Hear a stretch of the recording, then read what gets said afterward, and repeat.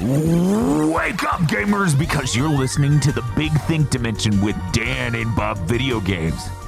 Bob, I have a new strategy for getting people to play Pipistrello. Oh, yeah? Chris Wolfhart. I can do anything. And Dr. Aggro. Fish. Here on GigaBoots.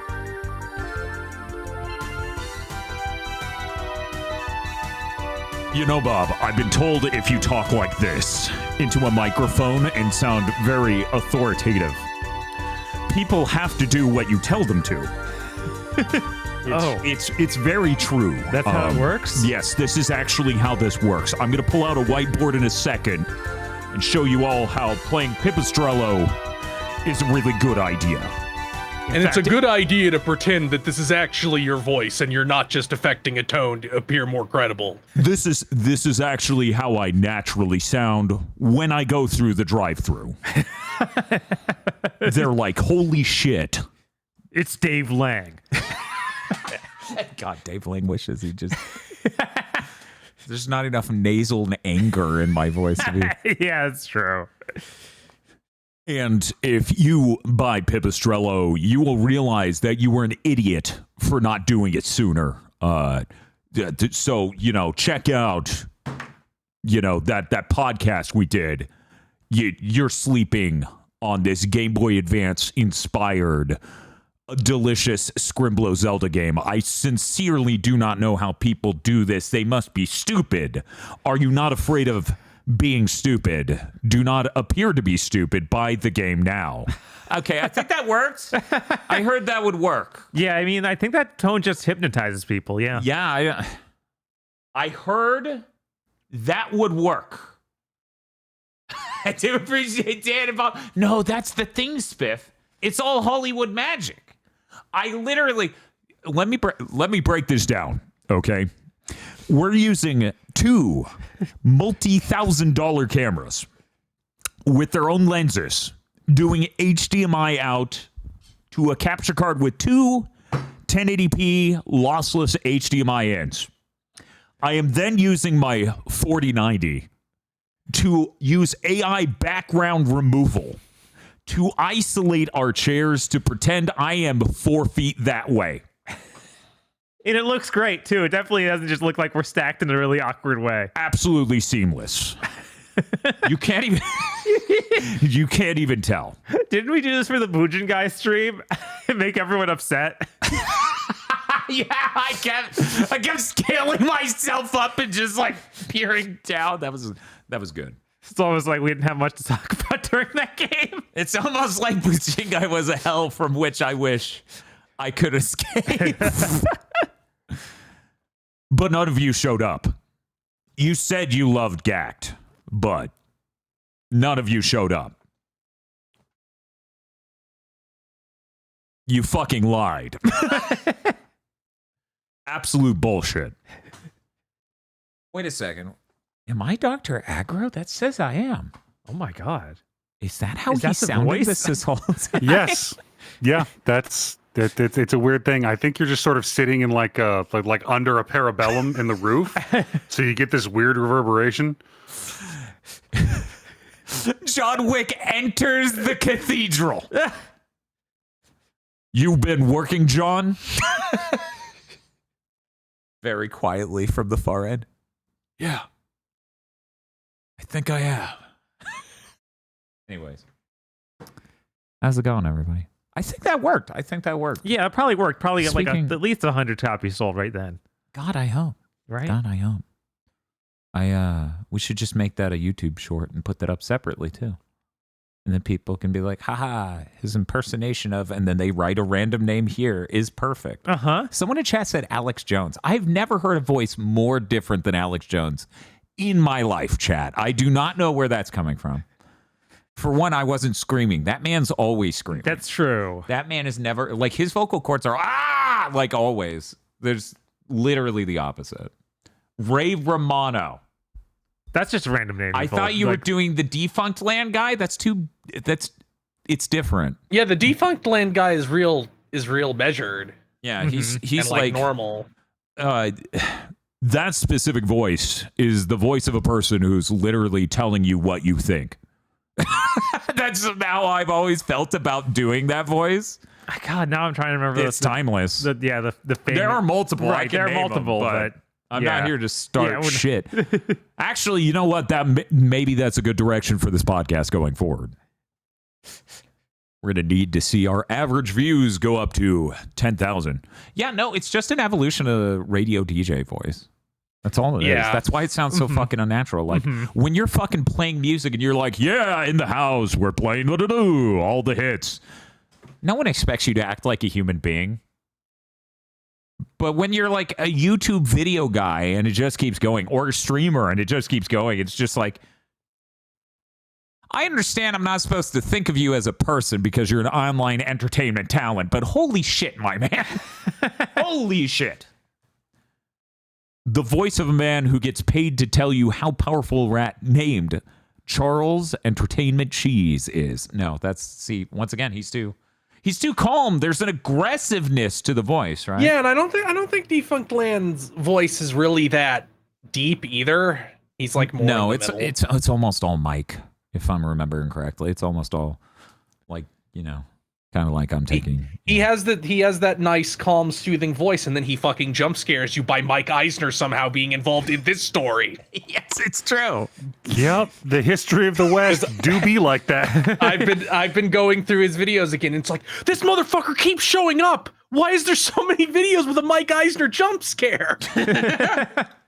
Anyways, if there was any justice in the world, that would be Jim Ryan in all of the Western game development stories. But however, those stories aren't being told. Give it 10 years. They're just not being told because the people who could tell them are too sympathetic. That's the problem. Or fearful of retribution. That's true. Jim Ryan kind of seems like a dick. Yeah. I mean, that's just an observable fact. Spaghetti jar spotted. Who the fuck eats spaghetti? Do you mean a spaghetti sauce jar? I'm like, Yes, that's called a mason jar. Yeah, this is just a mason jar. First off, this is from a place down in the Panhandle. It's called McGuire's. You get it for drinking an Irish wake. Now, I was drinking a tea from this, and now it's gone, and I'm just sad. So anyways, if we can get some tier 3 subs, that would... It's not, in fact, spaghetti sauce. If we can get 30 tier 3 subs, I will drink spaghetti sauce filled to the brim. I'll just sip that down for the rest of this big thing. Bob, it's okay if I die because you got like $7,000 or something. Jesus. I don't remember how much it is. Anyways. Did you work at Blizzard Day? I don't want to talk about my past employment history. I just want to tell you what to think. Spaghetti banana snack. That's the worst fucking combination of words I've ever read. Yeah, well, as I keep having to bring up as the cursed fucking banana snack refuses to fade away into irrelevance, we're just getting closer and closer to that episode of Doug where the banana pudding gets thrown all over the pizza.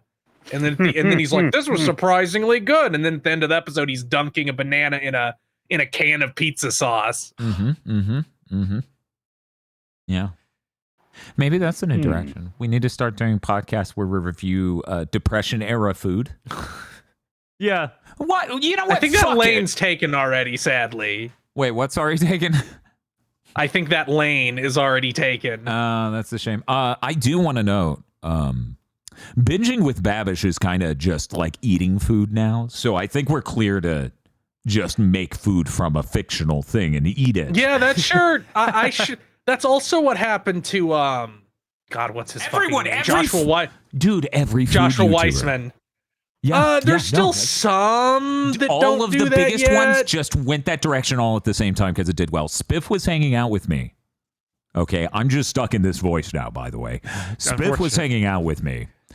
And another fucking guy, I think this guy's name was Max the Meat Guy or something. And he came up, and it was after like some other guy who was just doing the same video. Like they all do the same video now. It's like, I'm going to cram 30 fucking things in my mouth, say some words, and hopefully by the end you believe you learned something or there was at all a cogent thought through the whole process. Yeah, the most recent Babish thing is him trying every single Kirkland product from Costco, and I'm like, that's not interesting. That's what all his shit, like most of his shit's that now, and that's all. At least if he tries every single box brownie, I'm like, I should buy that box brownie. But what is trying every Kirkland product that are all different things teach me? Yeah, no, it's just like I've seen a bunch of completely disparate YouTubers. That's just what the meta is now. Mm-hmm. Yeah, and it has been that way for, I'm going to say 2 years. 2 years ago, once we hit like September, that's when the meta changed. And so, yeah. Well, Bob, it's a shame. I sat here not using that voice for so long, and now I must pull out that voice for evil. But it's okay, because if I'm mind dominating you to buy Pipistrello, then it's still a good deed. Mm-hmm.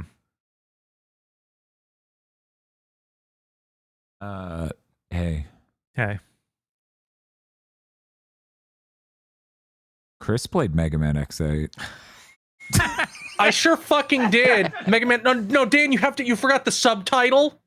Mega Man 8 Paradise Lost. Oh, yeah. Which I think they only show at the end and before the credits. Oh, no. Actually, that's the name of the ultimate move that Lumine does. And it's the funniest shit in the world because it's an instant kill. If you let that move fade all the way to black, Lumine goes, Paradise Lost. And then you just die. Uh-huh. And it's I laugh so hard. I laugh so hard.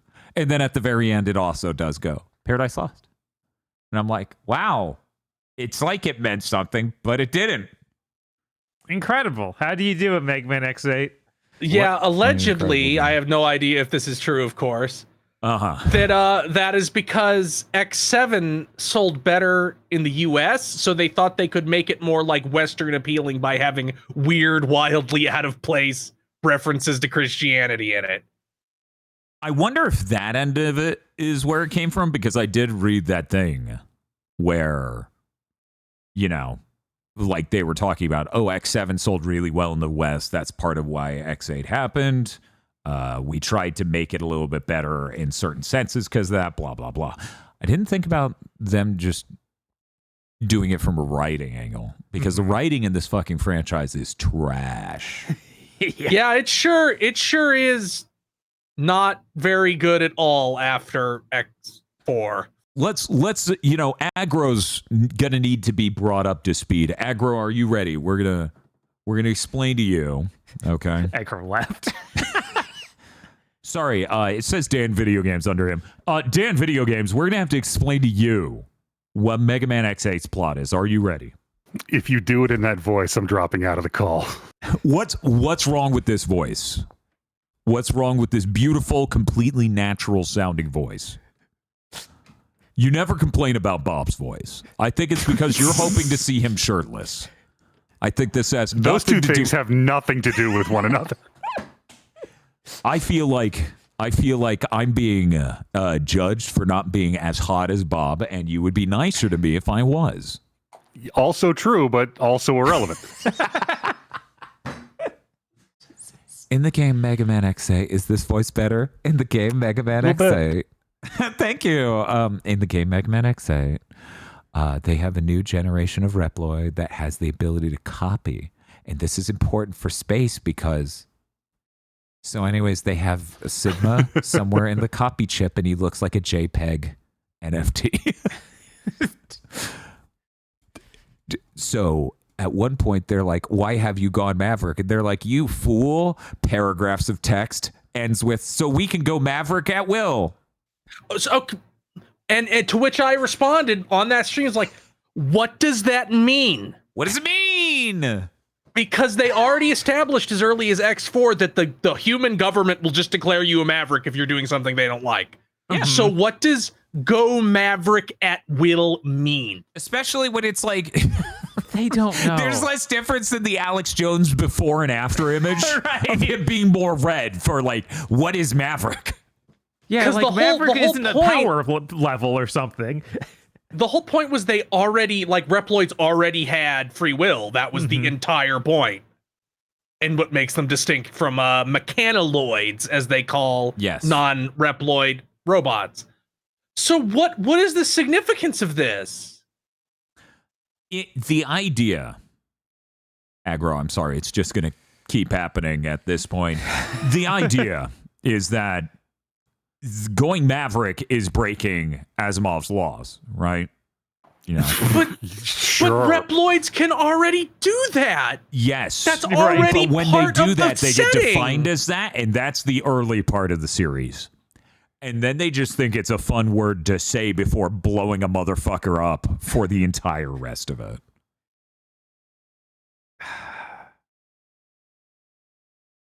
What a stupid fucking French. Yes. Yeah. Yeah, so I think X8 might have worse levels than X6. It Because certainly X6 has- levels X6 levels are nightmares to revisit, because that's when the nightmare effects start coming in and they start doing shit like you can't fucking see. But X8 has first of all, they have 3 fucking auto-scroller levels. Yeah. They have the stupid shit where you're running from the giant robot, and that's the whole level, and then you chase him and to kill him with fucking cranes. Yeah, fucking to describe the level of bullshit here. It is a fucking mountain wall. You're at some sort of ravine. They're digging up resources. You run 7 screen lengths to the right. Nothing remarkable on screen. You hit a lever a few times to bonk him, and then you chase him back through those 7 screens and into a door to do the same fight indoors. But with Yes, and then you fight the boss. that's the whole level. Then you have They really did Gigabolt keep Ma- going after X7, didn't they?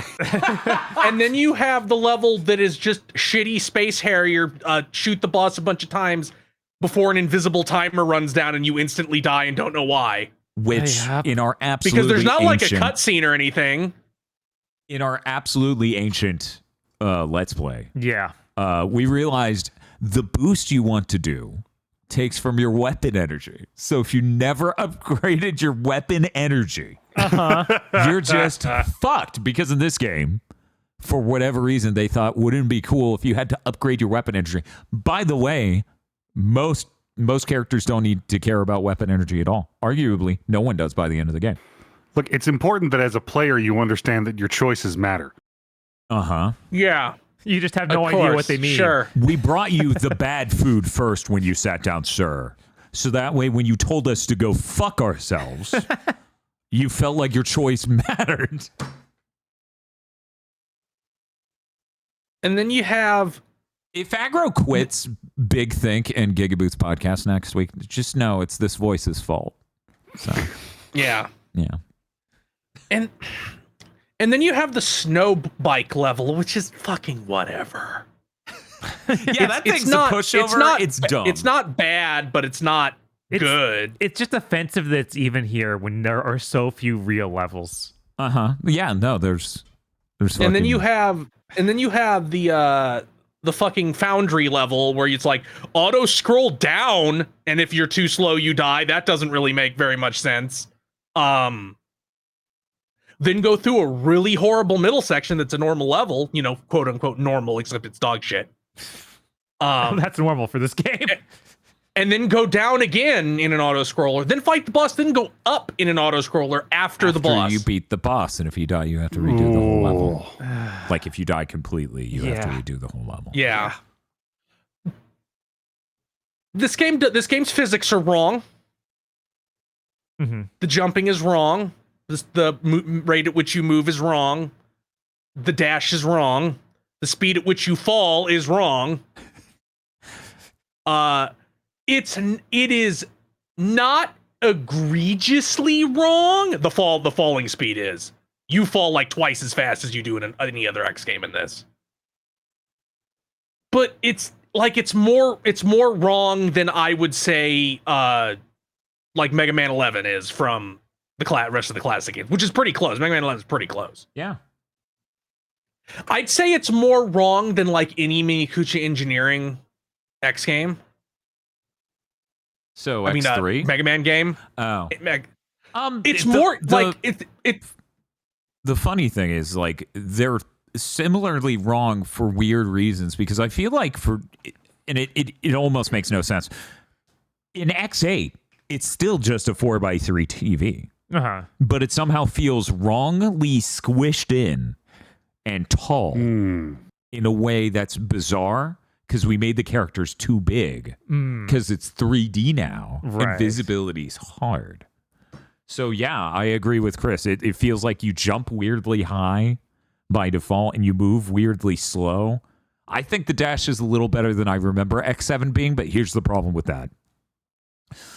In order to check myself, I would have to play X7. It controls better than X7. It controls a fucking lot better than X7. X7 is so wrong that it's not even worth bringing up in the conversation. Yeah.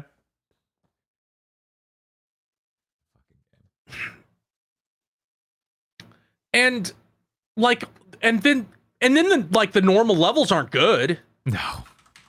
Like, they're all kind of bad and have awful ideas. Like, if you want to find anything in this level, escort the ride armor through the entire thing using lifts. You have to jump out and hit switches to move it up and down. Yeah, and that's otherwise the closest to normal level there is in the game. So that's the one I always remember.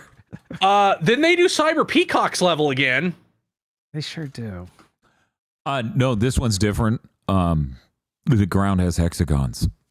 It sucks. Oh, it is way worse, because in Cyber Peacock's level, let's just get to it. In Cyber Peacock's level, you are platforming through a level sequence with enemies in it in a time trial.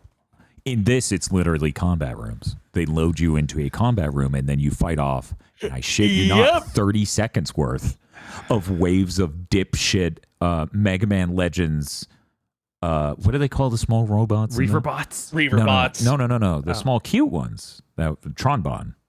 Reaver bots are just robots. Surbots. Yeah, Surbots. So it's just knockoff Surbots. X8 has that for some reason. And you're X8 just fighting has knockoff Reaver bots too. Like that robot you fight in the level that chases you is very similar to the big Reaver boss of the water dungeon in Mega Man Legends 1. So for some reason, you're fighting off waves of that for 30 seconds with mostly just air gaps. There's like, you're doing nothing. You just killed 5 of them. Now wait.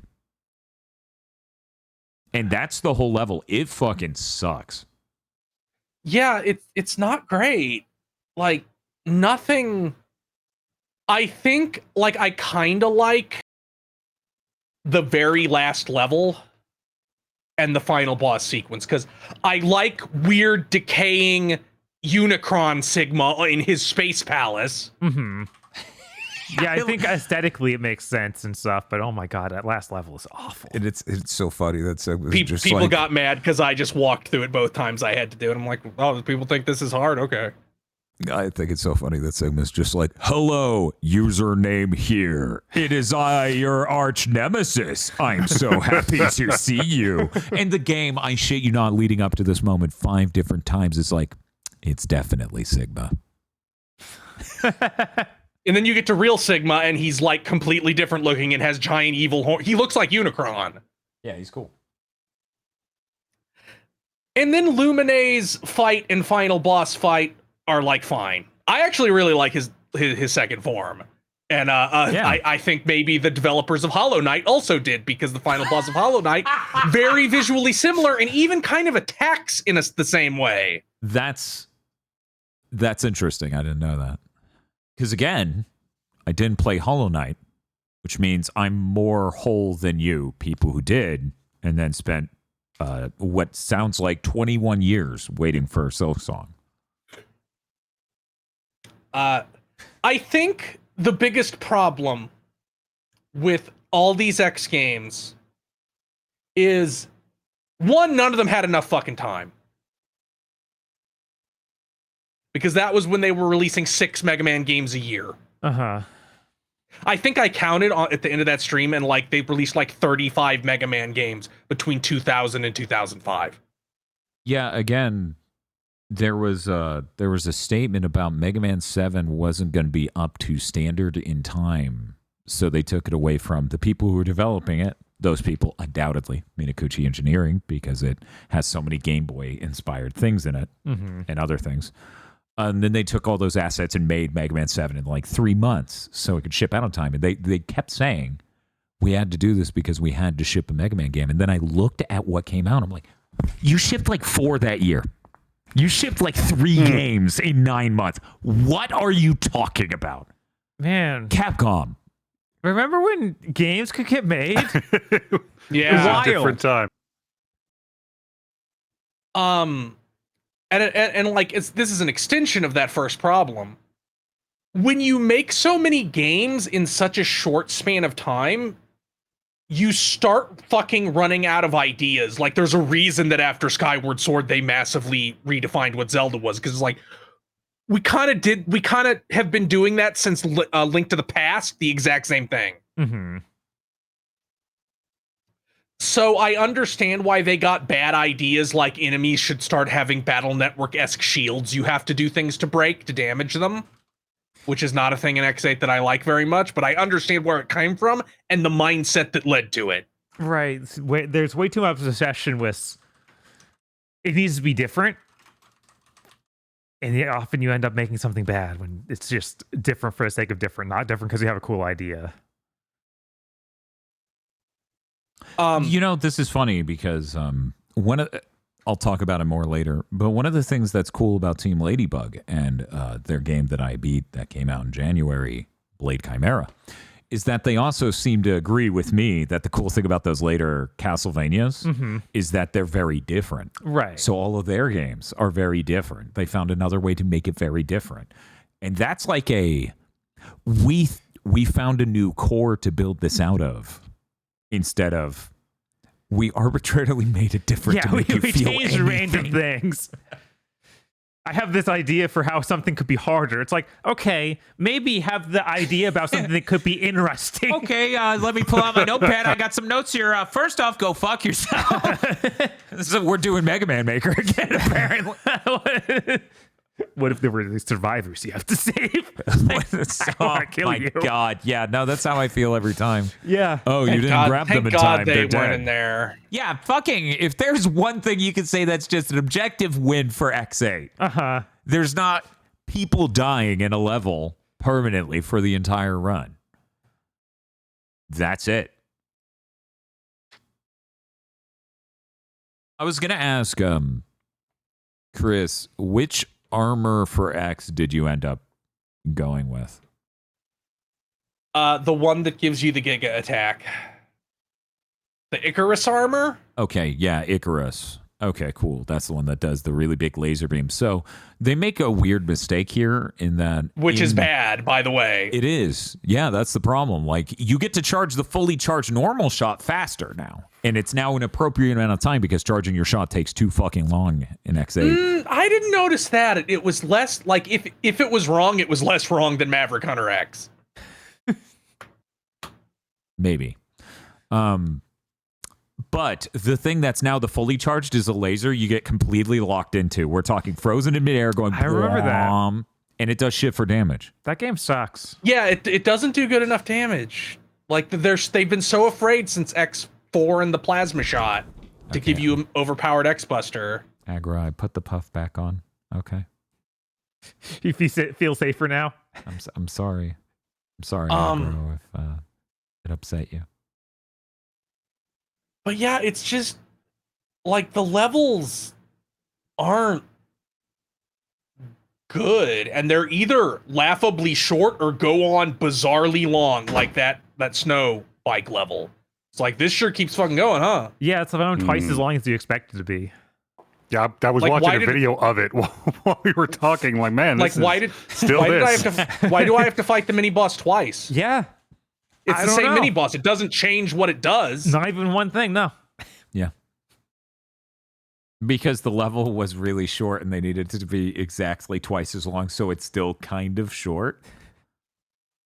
But feels like an Honestly, eternity. And, Yeah. and honestly, like, here's another reason why fuck Axel. Oh, that's every part of Axel's being. First of all, it's just infuriating that he's constantly in the background, like, I'm emotionally attached to this situation, I promise. I'm not just completely unrelated to every single thing going on. And two, a lot of X's weapons are bad because they give the good version to Axel because he also shoots things. Yeah. It's like, well, you want to pick him so you can get the good weapons, and I'm like, I don't want to play as him though. So weird that they didn't just give him a bowl cut and complete the illusion. Oh.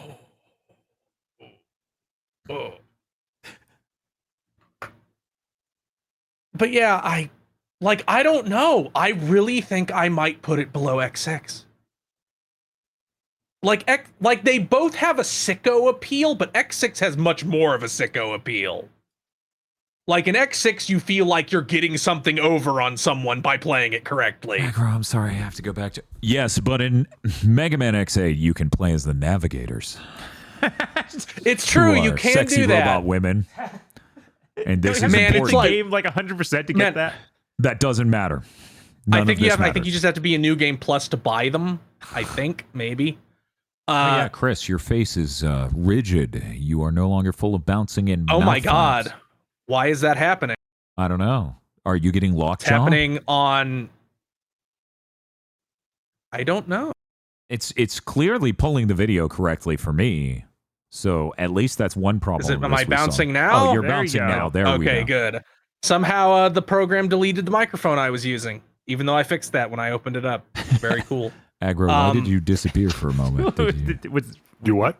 You disappeared for a moment there. I feel like Were you a tree or was that Chris?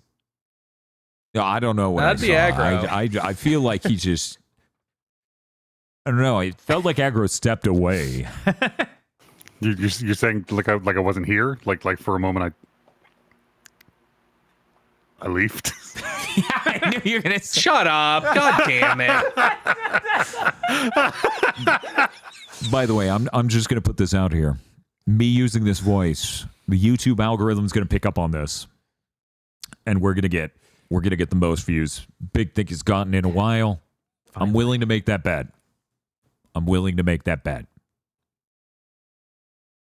Well, yeah, now that everyone knows they can come here to find out exactly what they need to do. I'm going to be honest. Someone already bought Pipistrello, so it's working. It's actually working. This is good.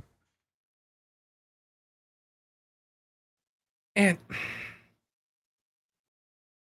like, I'm sorry if you really want to pretend that X8 is somehow like pulling it back from X6 and X7. It's not. Mm-mm. Like, it's a game, like, I think you should play them all once to know. No, this is how I always sounded. I don't know why you're saying that in chat. I've always sounded like this. I'm known for doing YouTube shorts that are very popular. Yeah, I don't know. I feel like it's a little bit better than X6 and X7, but It's definitely better than X7, which barely fucking functions. Yes, that is correct, especially the fucking US version. Especially the US version, where they're like, what if weaknesses were worse than the Buster? And I'm like, then it's not a weakness. Riddle me this, Batman. Riddle me this. But like, it's fucking like, franchise full of dog shit video games past X4. life is too short. That was what I was going to say. Life is too short to play a Mega Man X past 4. Yeah, there's just no point. More No, than I once, think especially. I think it's important for people to know. Yeah, once. Yes, once. I like unless your whole bit is I run a carnival once a month and we have a freak show and you get to make me play X7. That's understandable. You can do that. Yeah, I don't know. Even unless you're the most hardcore fan, like you don't need to know. Just know that they're terrible. There's I don't no know. reason. I like the Masahiro Sakurai school of thought of just being deeply knowledgeable of things in gaming. Yes, guess. that's also how I feel. Maybe it's just because I bought all of these at launch and I'm still angry to this day. Oh yeah, same. That's a lot more fair, I I'm think. still angry to this day. I was like, oh, they replaced X5 with X6 in 6 months. I didn't get to buy it. I'm the kid who fucking loves Mega Man, and I collected them all, and then they did that. Then I fucking played it. I'm like, oh, I'm angry for completely different reasons now. Uh-huh. Thanks, Inafune. God, they need to Please look forward to news. They need to pull it back in some way. It's so frustrating that Mega Man's just Yeah, they need to make an X9. Yeah. Like they need to make an X9. It's not going to have Axel. I have zero doubt in my mind it will not continue the X8 story. It'll be like, it's you can play as X and Zero, and if Axel is addressed at all, he will be stated to be somewhere else doing something else. Mm-hmm. Yeah, they have to do something like that. Like if we couldn't like- have Proto Man and Base in Mega Man 11, they're not gonna fucking have Axel in X9. Right, if you want to appeal to a new audience, don't bring back Axel. Make a new character at this point. You are crazy to be like Axel. You know, That up was it. until the PS2, well, yeah, the PS2 didn't have one, but even it went to portables until the PSP. There was a new Mega Man franchise on each platform, like Mega Man, and then X on Super Nintendo, and then Legends on PS1, and then Zero on Game Boy Advance, Zero and Battle Network, and then Star Force and ZX on DS. Make a new Mega Man franchise. Well, yeah, that's Pragmata. Maybe. A lot of people seem to be bizarrely married to that idea. Yes, I have seen a little much of that. Here's what's going to happen. You're going to boot Pragmata. It's going to have the text. And then they're going to shift it around and add some extra letters. And you're going to be like, holy shit, it's Pregaman? I mean, there are 2 letters in there that are already like highlighted in a weird way where it could spell something else. Pragmat. It could be anything. This is the worst Aquaman villain. Aquaman! Oh, he's kicking. I don't need this. Please. Please leave. Please, You no. are extremely pregnant. I imagine this is a villain in the Ambiguously Gay Duo. Somehow. Or Venture Brothers. Venture Brothers Yes. seems like it would have done it. Honestly, I'm surprised that wasn't like legitimately a Batman villain at some point. Somebody showed up like, aha, you wouldn't kick a pregnant person.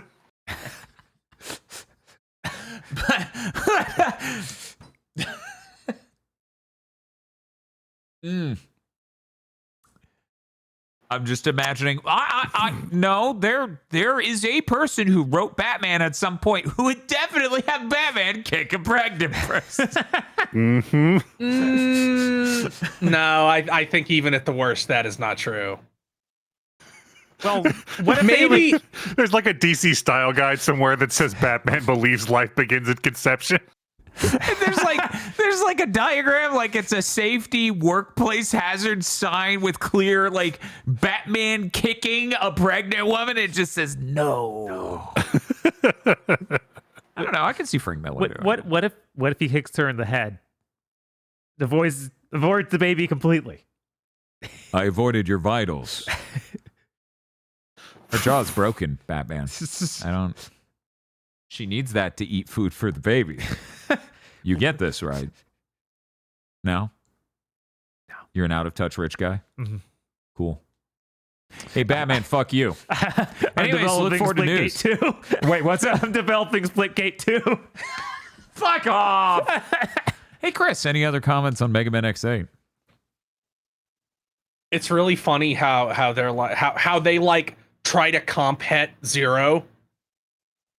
Because X5 and X6 are more than a little bit, and even X7 are more than a little bit gay when it comes to X and Zero. And then like, here's a girl to be Zero's love interest. Please believe this works out at all. And then later's like, oh, Zero. Oh, you're such a tortured soul because Sigma used you to make a virus and hurt humanity. And I'm just He's like, huh? What are you? Are you a woman? I heard of those once. I have to go. Yeah, I don't know. Layer comes back in the next game and has X's armor is literally trying to get noticed. Hell yes. No, this is good. This is good. This is good. Chat, which is better, Iris or Layer? That's right. The correct answer was Palette. Thank you for playing. Oh, I thought it was the war criminal, Layla. I am going to say, just fucking bring Iris and Colonel back in X9. Do a Marvel thing where it's like imprints of their memory from before X4. It's just fucking, here's what you do. This isn't hard. Just let the space travel happen, okay? Because the end of X8's like, oh, they did space travel, and oh no, eventually they did copy shit again. Ignore that part. Space travel happens. Write a fucking Gundam series. This isn't hard. I mean, they are. That's what they think X4 and X8 is. I know. And like, the thing is, actually write a Gundam series. Hey, they also think X5 is that, but I mean, true. yeah, it's Not as much. They have the colony drop, but in X4, like the real reason that everybody is pissed at the Rebel Force is because in space they have the fucking solar cannon that that Giran annihilated his dad with after his dad told him that he was like Hitler. Yeah. Which is one of the funniest scenes in the original Gundam because Giran's so fucking stupid. He's like, he compared me to a famous guy. That means I must be doing good. I need the thing at the bottom of the screen that says this is actually what rich people think.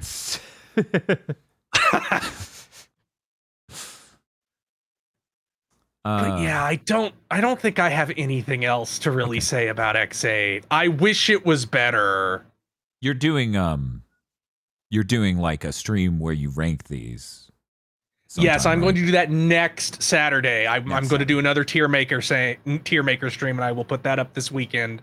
And I will open with ranking all the Mega Man games I've played. That's pretty good. That's pretty good. Tomorrow, normally we cover what. Yeah, we haven't even talked about related. So tomorrow, Bob and I will be playing through in a single death stream, Donkey Kong 64.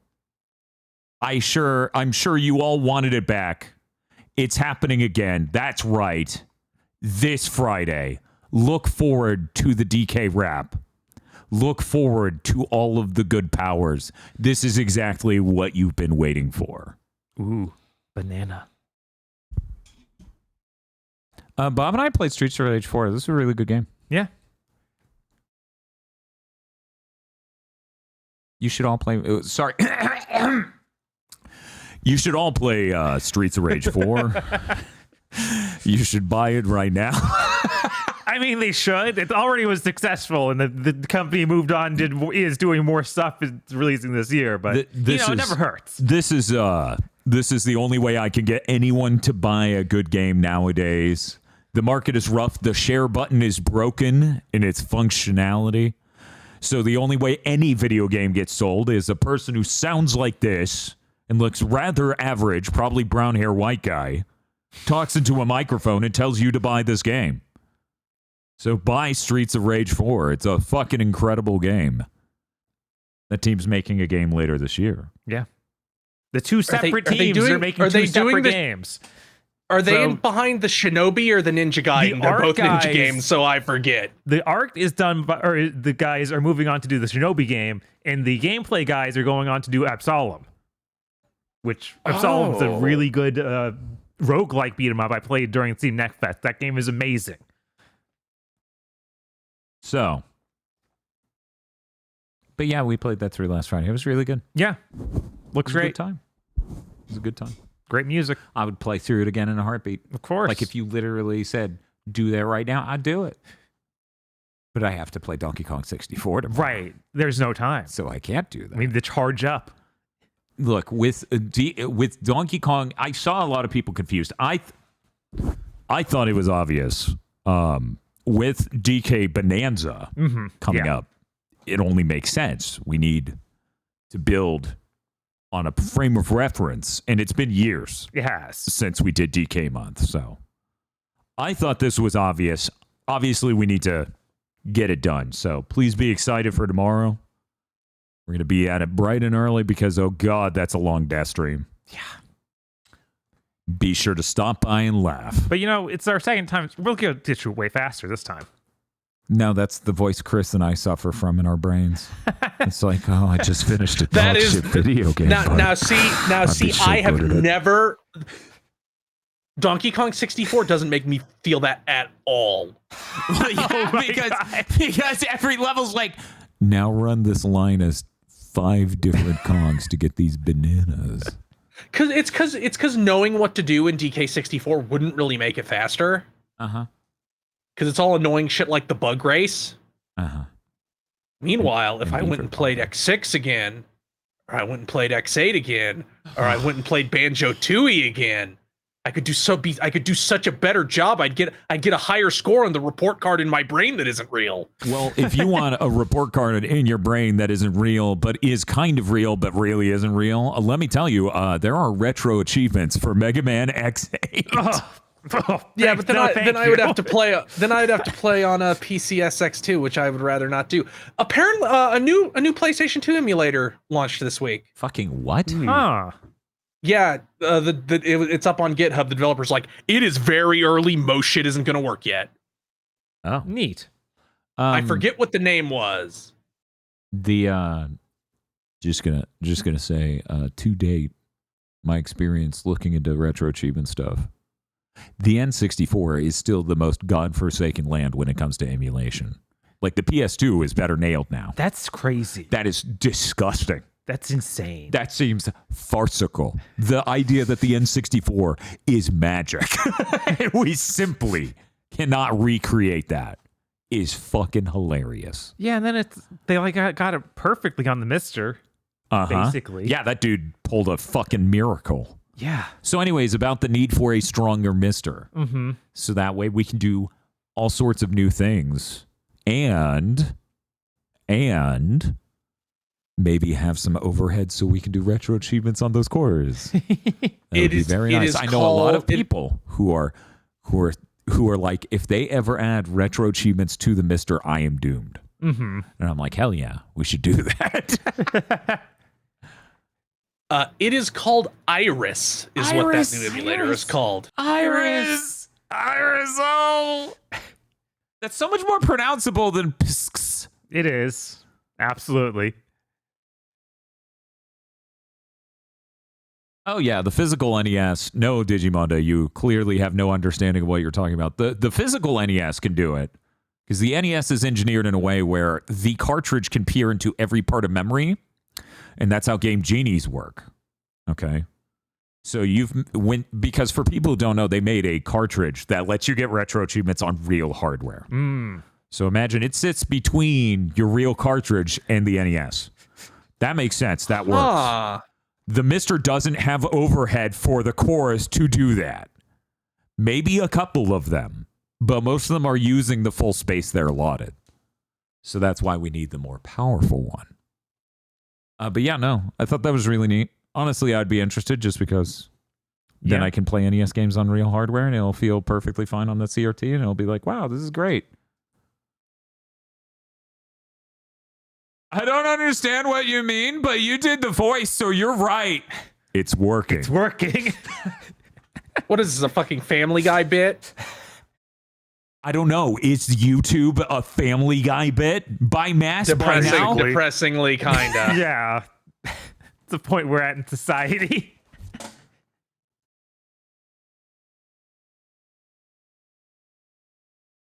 I'm just gonna start a whole new channel.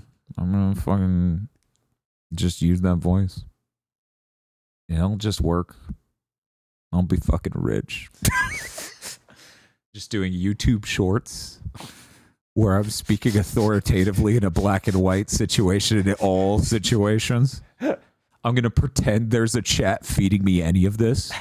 I'm gonna be looking off mic, like you're gonna see my eyeline do like one of these where I'm just like, and then I do this, and then I'm like, actually, that doesn't make any sense. Let me explain that real quick, and then it cuts to the part where I'm drawing on a whiteboard. With the PS5, your pixels come on the disc. They do what? Anyway. Chris, did you play anything else you wanna? Yes, I did. I beat Saga Frontier 2. They are fucking crazy. Yes, they are. It's a Saga game. That's almost a even more prerogative. than normal, I think. Well, I because- define normal as this because this is what I grew up with 1 and 2. I mean, Saga Frontier 1 is way more sober than 2.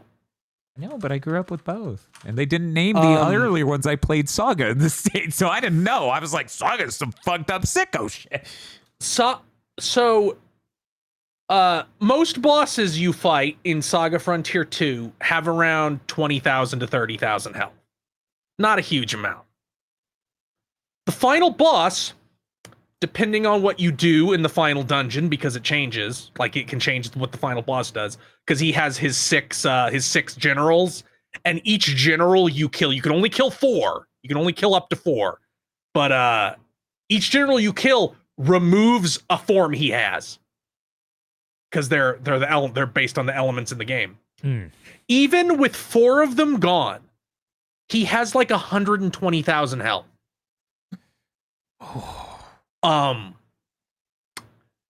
It was pretty close. It was like a nail biter with the you can carry over stats from old character system they added in this remaster. In the original, you didn't have that, so hope you fucking knew you needed to grind the shit out of those 4 new characters that are your final party. I also hope you didn't think you could do that in the final dungeon, because in the original, you couldn't heal in it.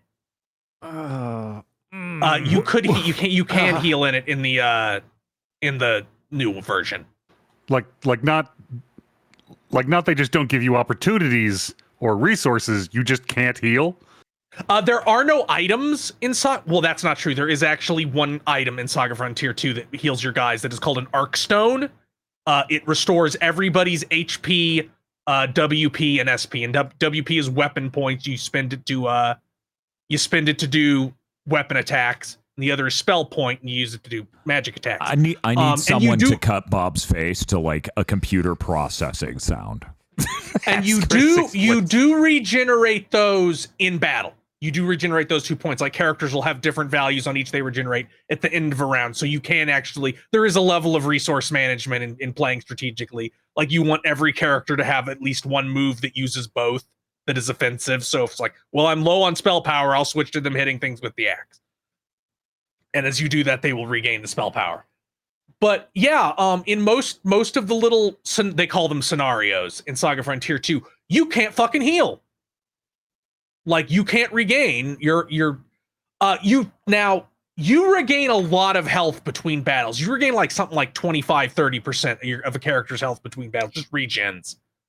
And you can spend life points to fully heal a character, which for most of the game is very good because it does not use an action. You do it like before the turn starts. But the thing about life points is every character has a set amount. You can't give them more or less. You use it to heal them up to max if you want. Use 1. You know, the numbers around 12 to 25 is what they will have. Sometimes enemy attacks will take it. And if an enemy hits a character while they are downed, which can happen, it will take 1. So if it hits 0, you can't revive them anymore. And this is non-replenishable at all? It replenishes if you sleep in an inn, which is in some scenarios. Okay. Between scenarios. Oh, limited availability. Yeah. In some scenario, like each time you start a new scenario, it will be fully replenished for your characters. Like it doesn't carry between them. Okay. And there are very rare. There is 2 items I found that can restore a character's LP, and they're both consumable. One you can only get if you know to screw a guy you're working for. Because he's like, go to this island and get me the life seeds from this magic tree. And you can equip one as an accessory, and then you will keep it and not give it to him. And that is one of the items that will restore your LP. And then there's some other one that you get from some fucking where. But yeah, if you like I said, if it would take like 5 or 6 failed runs of this game before you beat it if you were trying to do it without a guide. Like you'd get soft locked and get soft locked and get soft locked and get soft locked. No wonder I just found Well, immediately. You'd probably only get soft locked once because the second time you'd know to fucking rotate your saves. If your PS1 memory card had space. Yeah. Yes. Yeah. Yeah. Yeah. Yeah. That was a fucking problem back then. God, was Sure it bad. was. So it's very funny that there is a strategy game element to Saga Frontier 2 that is in the original was in there twice. And in the remasters in there 3 times. They added one more. And the first two, like the new one and the first one in the game, are just fucking nothing. Like you just walk through them because like it's not what you signed up for. And then the third one is the world's shittiest puzzle where you have to do the exact right things to win. And you can still fail because of RNG. Like if the enemies roll too good on their attacks and start one-shotting your guys, which they can do. Cool. It's a really interesting game. I think the idea of it following these 2 different lineages across a century is really cool, and I would like RPGs to start having bizarre structures like that again. This version of the game is completely surmountable, I think. Because I think they even give you more of because in the base game, rarely they would be like, okay, you can go to this town that you went to in another mission and go outside and grind if you want. And I think they give you those more in this game, so it should be much harder to get soft locked. I mean, you have so many you have infinite save slots now, so just rotate your saves and you'll never get soft locked.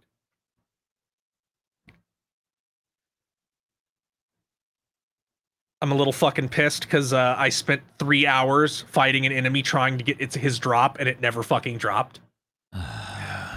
Because Saga Frontier 2 has a lot of enemies that will drop some unbelievably good weapon on a 1 in 128th chance. Just like Earthbound, baby.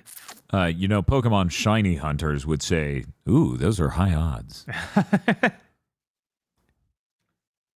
And I didn't, I didn't get it, but I didn't really care because I got all the growth. Like I got all the experience from doing it. You have a lot of gains. Yeah, sick gains. One of the guys in like the Giga Chad that's in your final party who is so good that he might as well be a crutch character has the most awesome hairstyle I have ever seen on an RPG character. That's a high bar. Let me get this motherfucker because Yeah. it's crazy. Now I'm too curious. Where is he? No, that's Gustav. It's like from Expedition 33. No, from Saga Frontier 2, Just like, which I it was have very too many funny that pictures of Gustav on my hard drive. it was very funny that I posted that Gustav is like the most him protagonist ever because he's the guy who becomes Guts and discovers that steel is resistant to magic and just takes over a continent. Mm-hmm. People are like, yeah, Gustav in Expedition 33 is real cool. And I'm like, no, let's not pretend here. Oh, But this is Gustav with an F. Have you ever seen JoJo's? Just a random question right now. Yeah, that's pretty direct. That's a Man, that's not the most direct, I don't think. Let me go get a Probably picture not. of Will Knight, I feel like who is another one of these characters. if you showed me this and you said, "Do you think this is a JoJo's character?" I would have said, "Yeah, yeah, probably." Look at him. Look at him, aggro. Aggro. I'm coming to terms with the fact that this is the most number of belts I've seen on a character and thought, yeah, all of those are serving a purpose. That's really funny. Anyway, he's such a Giga Chad that his fucking numbers are so high that he can use a steel weapon and not have his spell casting completely inhibited by it. And 2, you later find out that he is the direct descendant of the royal family that Gustav is from. So the flame blade, quote unquote, he has equipped that you cannot remove is actually the legendary fire sword from the beginning of the game. Yeah, that's Will Knights, who is one of the first characters you get to play as, and he actually makes it all the way to the end of the game. He becomes old man Joseph. Like he's like 80 and running around with you in the final dungeon. He genuinely looks one step towards a Belmont from a JoJo. Just one step closer. Mm-hmm. Yeah, Man. the outfit's pure JoJo, and it I feel gets like the so hairstyle direct is a because little bit. for like several scenarios, you think he died because he went to destroy the egg, which is the supernatural entity that is the villain of the game. It is an egg, and it might be like some other things in anime and manga that's shaped like an egg and gives you incredible evil power. I've never heard anything like But that. Me neither. but you know, he thinks he destroyed it, but he's stuck on this ship that's going down, so he's gonna die too. When have I ever heard that before? Jesus, come on. And then it turns out he didn't actually die, so it's fine. Okay, I have a weird question. Does anyone know if Vox has fucking watched JoJo's?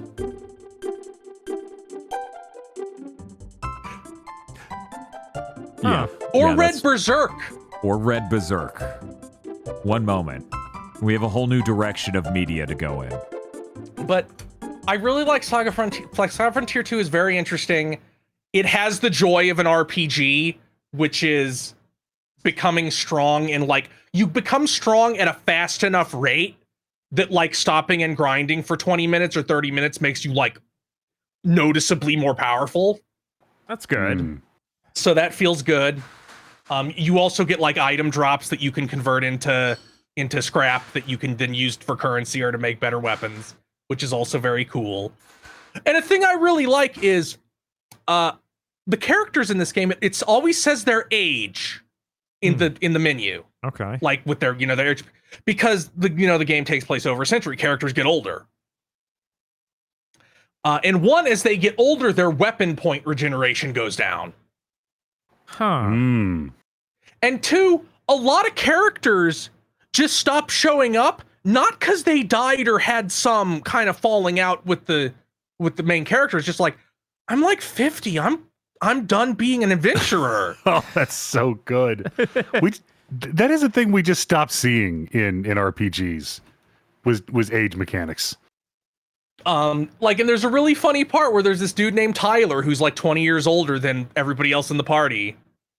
And and I think he's only like 15. Like you start when Will Knights is like 16 or 17, I think. And this dude's like in his 30s, like in his early 30s.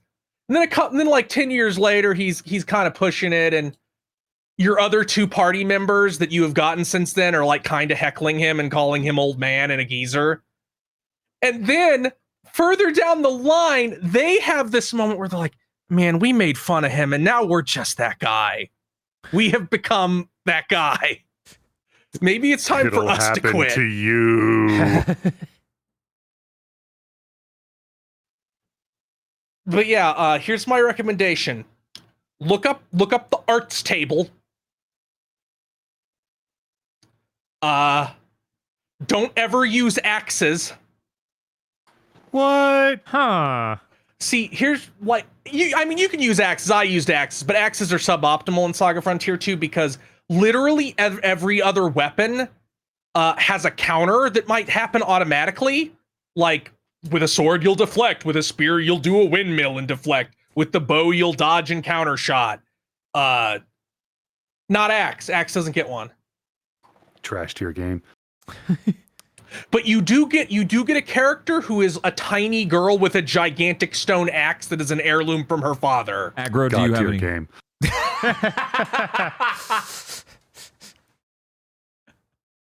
But yeah, go pick up that remaster. It's real great. And if you're a complete sicko who wants to do CBT on yourself, they literally, when you start the game, is like, do you want the new stuff or do you want to play CBT mode? You can actually beat the game in CBT mode and then in New Game Plus go to the new thing, but you cannot do it backwards.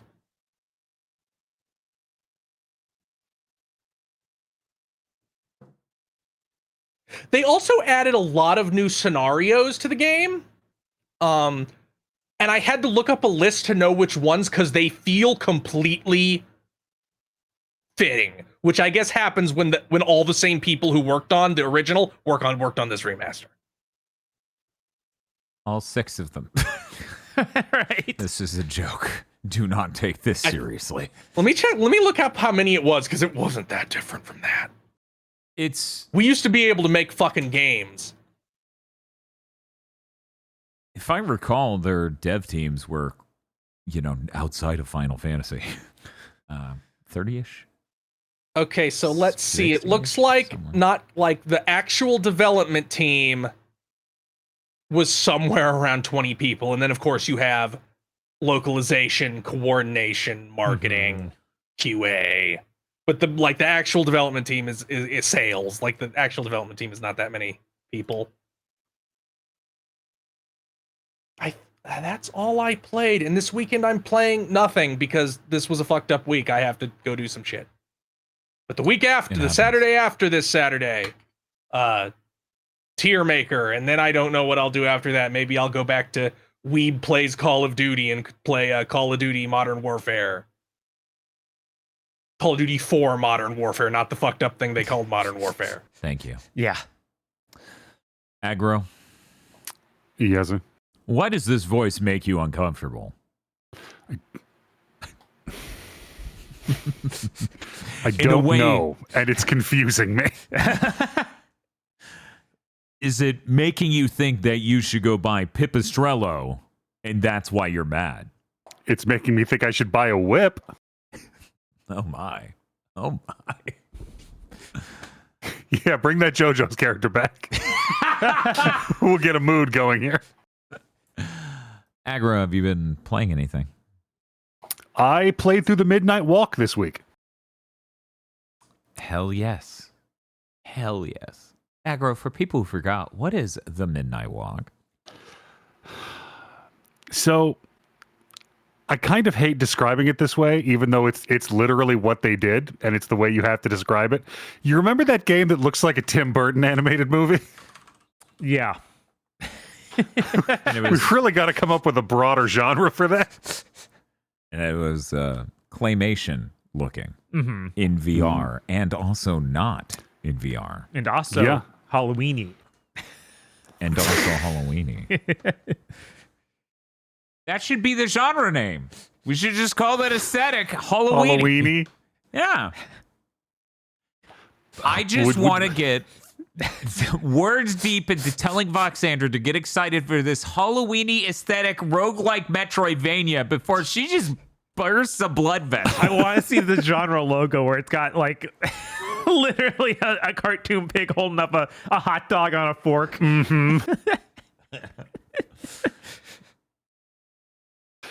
So I played it post the patch.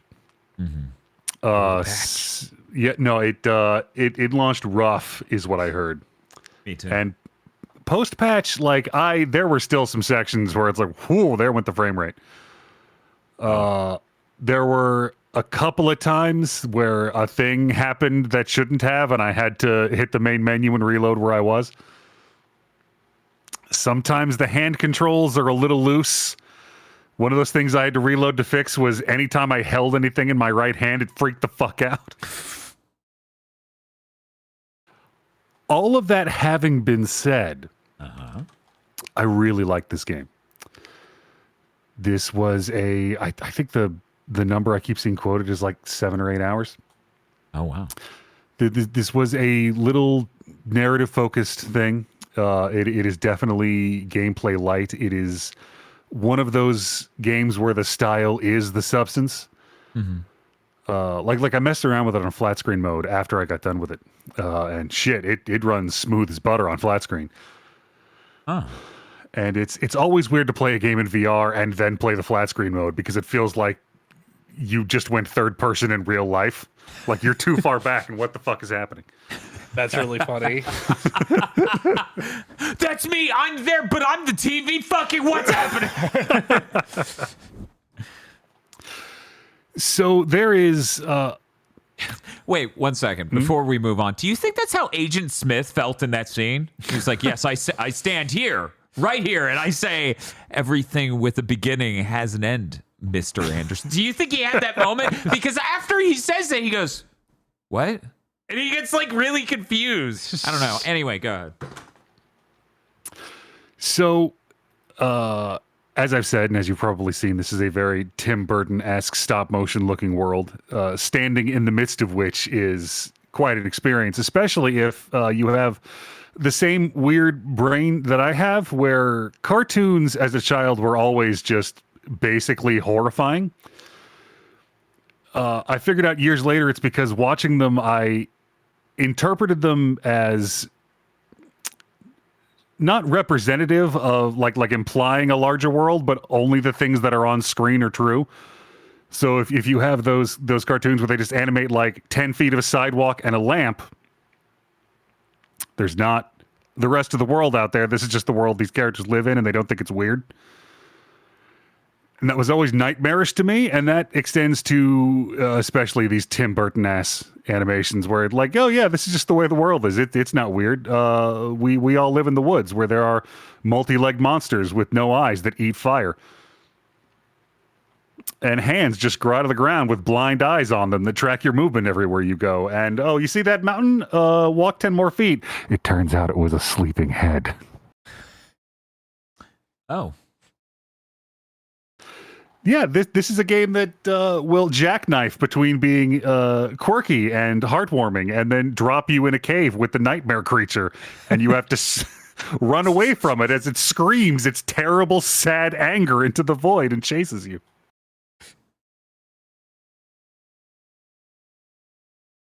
But it goes through 3 or 4 like quick little vignettes that all happen along the midnight walk, which is a literal road that you're walking down.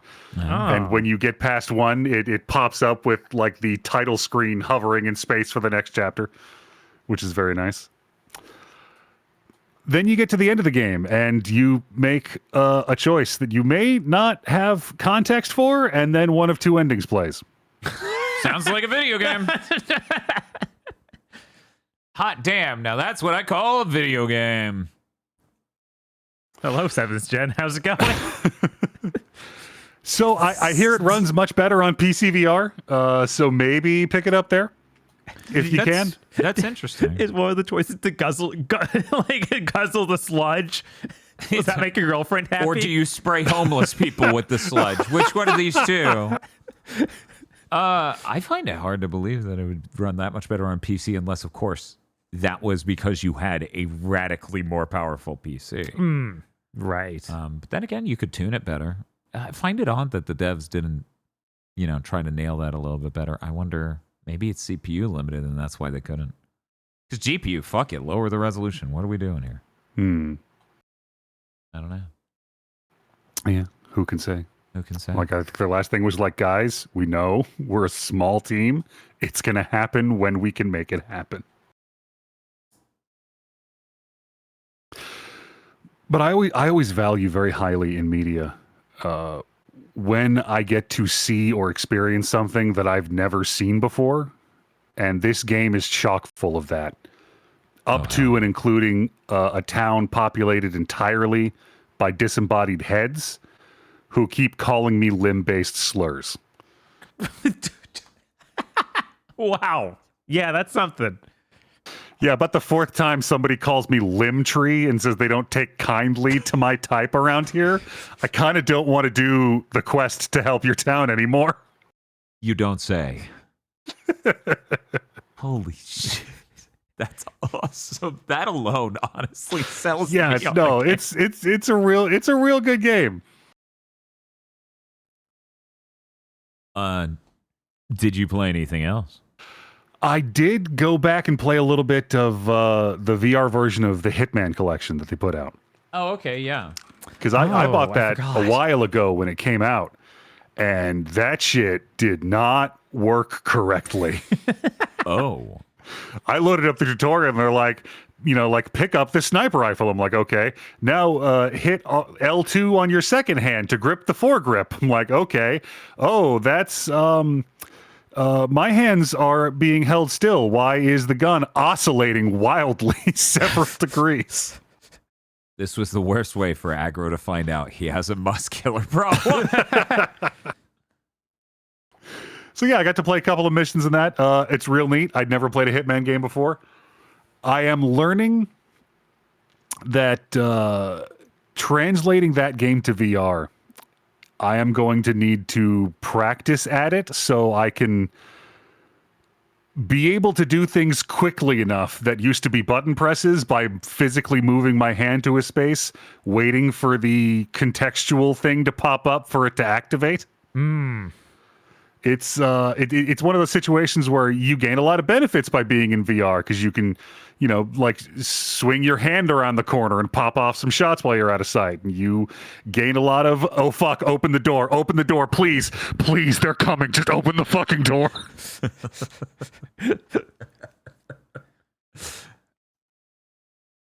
Yeah, that game controls so weird and plainly on a controller that I imagine having VR and having full movement of that stuff is like immensely different experience. Just compelling and bizarrely different. Right. Apples they and do origins. like, because in Hitman you can just throw shit at people and knock them out. It is so like they're not even pretending. I mean, Hitman's famous for it, the fucking magic briefcase that follows people. Yes. You just pick up any random object, flick your wrist, and let the button go, and that thing just seeker missiles into somebody. That's awesome.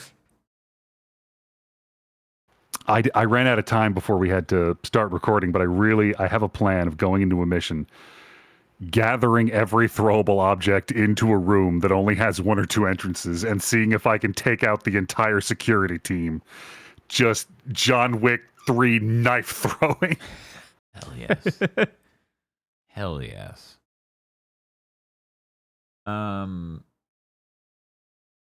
Anything else you want to say before we move on? My main cause of death in that game so far is accidentally dropping my pistol instead of holstering it. God, And I've got to tell you, so that's an VR. embarrassing way to die. Because I bet. I know, even on the replay, like you could see me look down cartoonishly at the now empty holster before being riddled with bullets. that is just how that goes, because for people who don't do VR a lot, it restricts your field of view just enough where you have to do that. The amount of times I've done that exact thing of looks down after. Oh fuck! Shit, I think our fucking not only Star Wars stream, but our fucking Horizon one ended up doing that a couple times where I'm like, I pulled out nothing. I'm just saying, that never happened in Metro VR. God damn. But yeah, that's all I've been playing. Bob and I played Streets of Rage 4. That voice earlier in the podcast told you to buy it. It's an excellent beat 'em up. It's really one of the best in the genre. Streets of Rage 2 and Streets of Rage 4 are so extraordinarily good. You need to play those if you haven't. Absolutely amazing animations, really fantastic soundtrack. Love Streets of Rage 4. Bob and I also played Bionic Commando Rearmed. Bionic Commando Rearmed. We're just going to talk about how we remember it first. Man, it was pretty cool when they made that downloadable game. And it was like a remake of an NES game, and it was like, oh cool, we could just make like cheap Smaller games. downloadable smaller games. This is pretty cool. I like what's going on here. That's pretty great. I like this more than the full price game. Yeah. I like this a lot. Did you want to say anything else before I just drop this? I mean, it was identical to how I remembered it, so not really, no. This thing looks like a child drew it with a crayon. Yeah. Yeah, it looks amateur. Still a lot better than the remake, the full release PS3 game. This game looks like a college project. Yeah, This game looks like it ran out of construction paper. absolutely. This game looks like an incredibly famous artist drew portraits and then somebody had to improvise the game around it. Yes, that actually is clearly what happened. This game has an amazing soundtrack. Absolutely incredible what bangers that soundtrack has. But I can't recommend Bionic Commando Rearmed, which is tragic. I feel like it falls into the exact domain of mostly for academic pursuit, which means I really can't recommend any Bionic Commando game ever. No, I haven't played them all. Maybe the Game Boy one is really good. Yeah, I was like, this game isn't very good. It might be better than the original NES game, though. I don't know. I need to play that more. Yeah, I need to go in and really... I think that the movement mechanic is still really neat, and there's nothing quite like it. So that's cool. I think the surprising thing for me is that I don't like the arcade game. Did you know Bionic Commando was an arcade game? I did not. It's fucking weird. And that's about all I can say about that. Crab with a Gun says, I didn't count how many times you said $10 game, by the way, but it was a lot. Yeah, no, the game's clearly dirt cheap. Yeah. And has issues. Reuses every boss fight, of course. Every single one. Except for the final. Uh-huh. Oh, and then the boss design philosophy with some of that, especially towards the end. So many of them are just like, okay, we're going to tell you exactly what you need to do in this text box before you do it. Hope you found that part in the level. Yeah, I think it's worth watching that VOD. If you want to get edified on what 7th gen remakes of classic games were like, that is an important one. Absolutely. So is Mickey Mouse Castle of Illusion.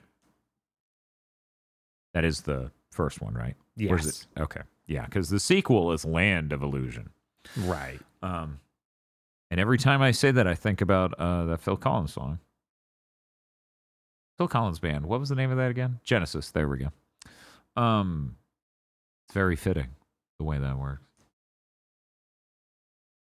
DuckTales looks radically better than any of the rest of these. Yeah, that Wait one's- for its Oh yeah, DuckTales. that's that like was- And that was like near the end of the gen too. Oh yeah, no, that was right on top. yeah, of it. that It was came out on that was the Wii way U. forward. Right. That was way forward doing like the Shantae half genie hero. They draw each frame of the sprites shit. Mhm. Like Yeah, in fact, that's probably the most respectable one of those. Probably. We haven't beaten it. We need a whole series where we play the original game Yeah. and then we play the remake. So we do that with DuckTales. Then we do that with A Boy and His Blob. Yeah, man. I And never then we even do did the that remake. with Sparkster. And There's so then- many. And then we do it with Castle of Illusion. And Double Dragon. And which one?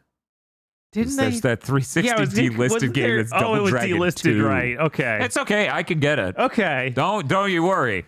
The internet, they made sure.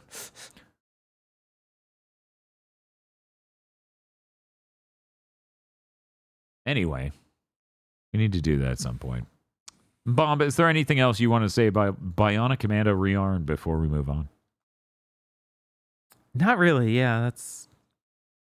Yeah, I think I It's- covered it. It you're is right. interesting for academic pursuits. That was about it. It could be way worse. I mean, they showed us how they could make it way worse. The very same time they released that. That's so weird. What could he be talking about? We also played Lumines Remastered, the PSP seminal hit launch title, cult classic, absolute juggernaut of puzzle rhythm gaming. Lumines Remastered for your PlayStation 4. That game's excellent. That was a great time. People got to predict on whether or not I'd beat the entire thing on my first go. I did. Right. Do you know who you're talking to? My God. I ran out the battery on that game way too many times. I instantly flash back to a Burger King in Crestview on my PSP on headphones as I just go, yeah, I'm literally just sitting in a fucking Burger King drinking their soda and doing nothing else with my time, but this game's really good. So I don't care. And they didn't care. What a good game. God damn, what a good game. It's too bad we didn't get a better quality like remaster of Twisted Metal. We just got the PS2 Twisted Metal head-on. Yeah, no, it's... I would have really appreciated, like, here's the downloadable one that's, like, good. Mm-hmm. Instead of the PS2 one that's pluses and minuses. I think that's the way to play it, though, even still. Unlike all those other ports to the PS2, such as Ratchet & Clank Size Matters, Jack and Daxter, The Last Jack and Frontier. Daxter, The Lost Frontier. The Last Frontier. They're in space. Yeah, I saw so. I mean, it kind of... well, I will, man. Yeah, no, that'd be great. They should do that. They should make a Star Trek style Jack and Dexter game. Why And not, Jack's man? old now, and he has a Picard-like demeanor to him. Oh, so is he no longer the main character? Or is he like giving it up to the next generation that's like a younger Riker? No. Like, No, okay. no, he's the main character, and he's bald. Does he still have the soul patch? Yes. Okay. That's the difference between doing the next generation of the 80s and doing it now. You give him a soul patch now. He looks like Howie Mandel.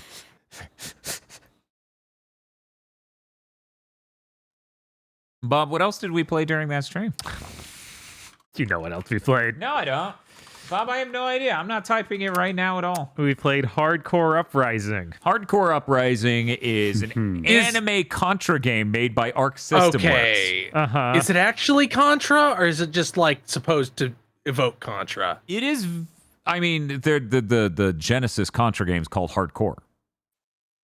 So Yeah, but it doesn't have Contra in the name. It so I doesn't can't have be sure Contra if in it's the some name, No, but it is clearly that. successor or It's absolutely. it's got spread shot, it's got heat gun, it's got all the same shot types. Okay. Yeah, they use all No, the same it's- names and stuff, just not It Contra even has itself. remixes plural, and it also has a guy who says, "I hate spiders," which I imagine they would have had them say in the original if they could have.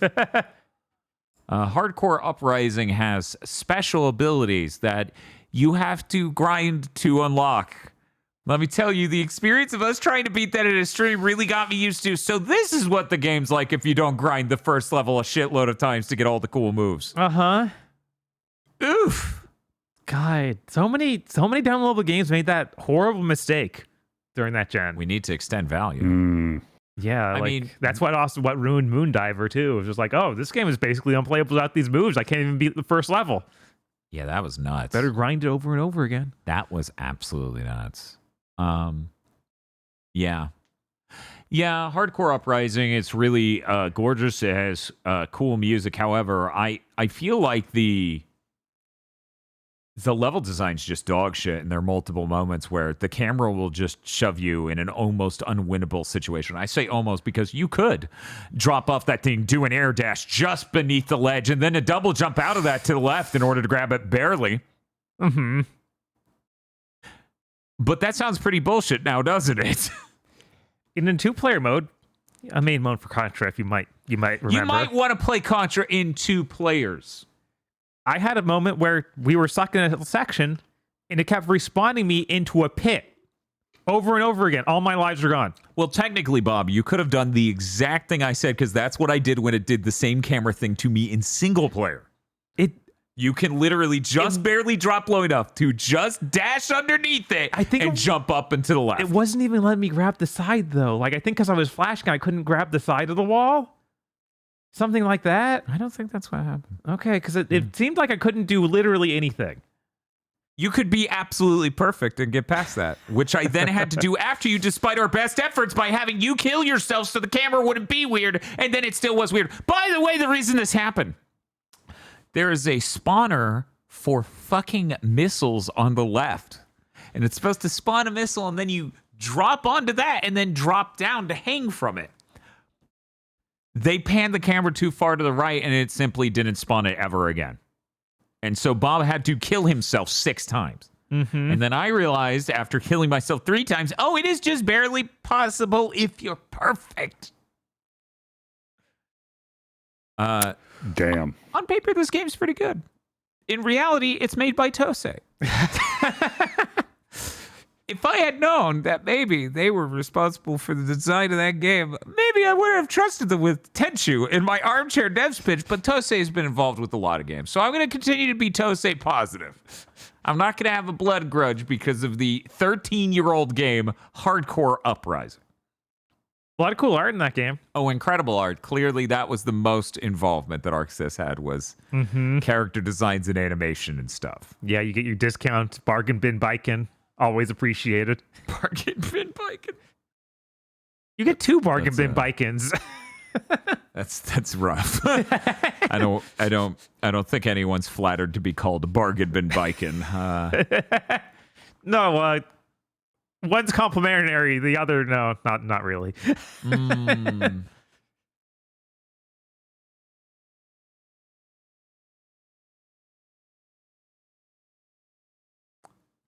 Yeah, Anything?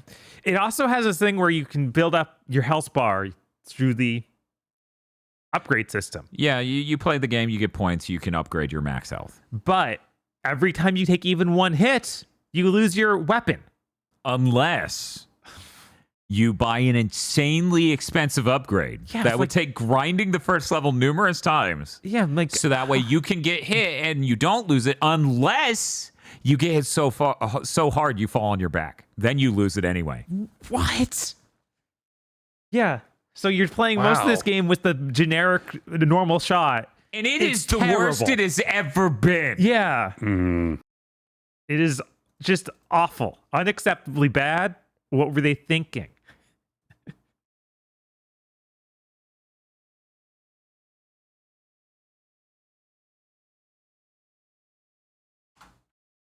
But yeah, a lot of cool stuff happens in that game. Yeah, a lot of cool stuff happens. It's pretty anime. You kill clowns. I still want to stay relatively positive on it. However, I'm just going to note 2 of my favorite 7th Gen downloadable games kind of just cratered during that stream. And I'm like, oh, Luminous, though, you're perfect forever. God bless you. It's almost like because you were a PSP game Yeah, and that gives full them price some power. instead of a downloadable PS3 game. Uh-huh. I think the worst part, was I was used to, because of my obsessive compulsive disorder, grinding the first level something like 10 times to get an insane amount of points. And Bob was used to playing as the pay for DLC anime samurai lady Uh-huh. who was $2.50 on top of this $15 title. So both of us had a weird perspective on this game. Yeah. Yeah. Really weird. Really, really weird.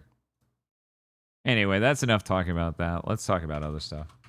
I have had time.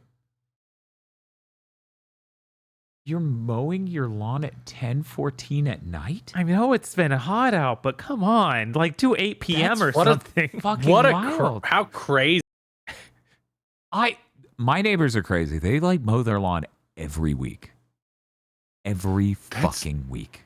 That has got to be a noise ordinance violation. I'm just shocked, you know? Like, they do not strike me as people who do it at 10. That's just weird. Yeah, I'm not even upset. Obviously, I'm not upset. I don't care. They would have to get right out the window for it to be a noise problem for the podcast. Mm-hmm. It's just fucking weird because normally they do it insanely. They do it really early. Right. That's the other option, because That's when it's normally- 93 plus degrees every day, you can't do it in the middle of the day. This It's is impossible. bullshit, though. If I did this, someone would call the city. Yes. If I Absolutely. did it at 10 p.m., Mm-hmm. a cop would be out here. I don't know. Anyway, I played Blade Chimera. I got some time to actually start working on my mild backlog for the year. As we mentioned earlier, Team Ladybug game made by the people who made Toho Luna Nights, Deedlit and Wonder Labyrinth, Pharaoh Adventure Rebirth Plus. Bob, is there anything else? That Jack Frost game? Yes, that Jack Frost game that I don't think you can actually buy. This is the new game from them. It is kind of like a Blade Runner setting, except for less Hong Kong and way more Japan. Mm-hmm. In it, they have yet again innovated to have an interesting way to do a Metroidvania in the EGA sort of sense. And they have made it so that way you have 2 equipment slots, and you can set them to swords, knives, or guns. And the guns can be plasma guns or just normal bullet shell casing guns. They are better at different things. And then your third button is you throwing out this soul sword that's like the sword spirit familiar thing from Symphony of the Night because it's 3D and spins and floats near you. Yeah, it looks real cool. It looks real cool. This thing, not only an attack, it's way better than that. You hold down while standing on ground that's pierceable. You'll shove it into the ground and make an energy field. The energy field around you will not only protect you, it'll eat bullets sent your way to regain your MP and health. And it builds a meter on it, a timer on it.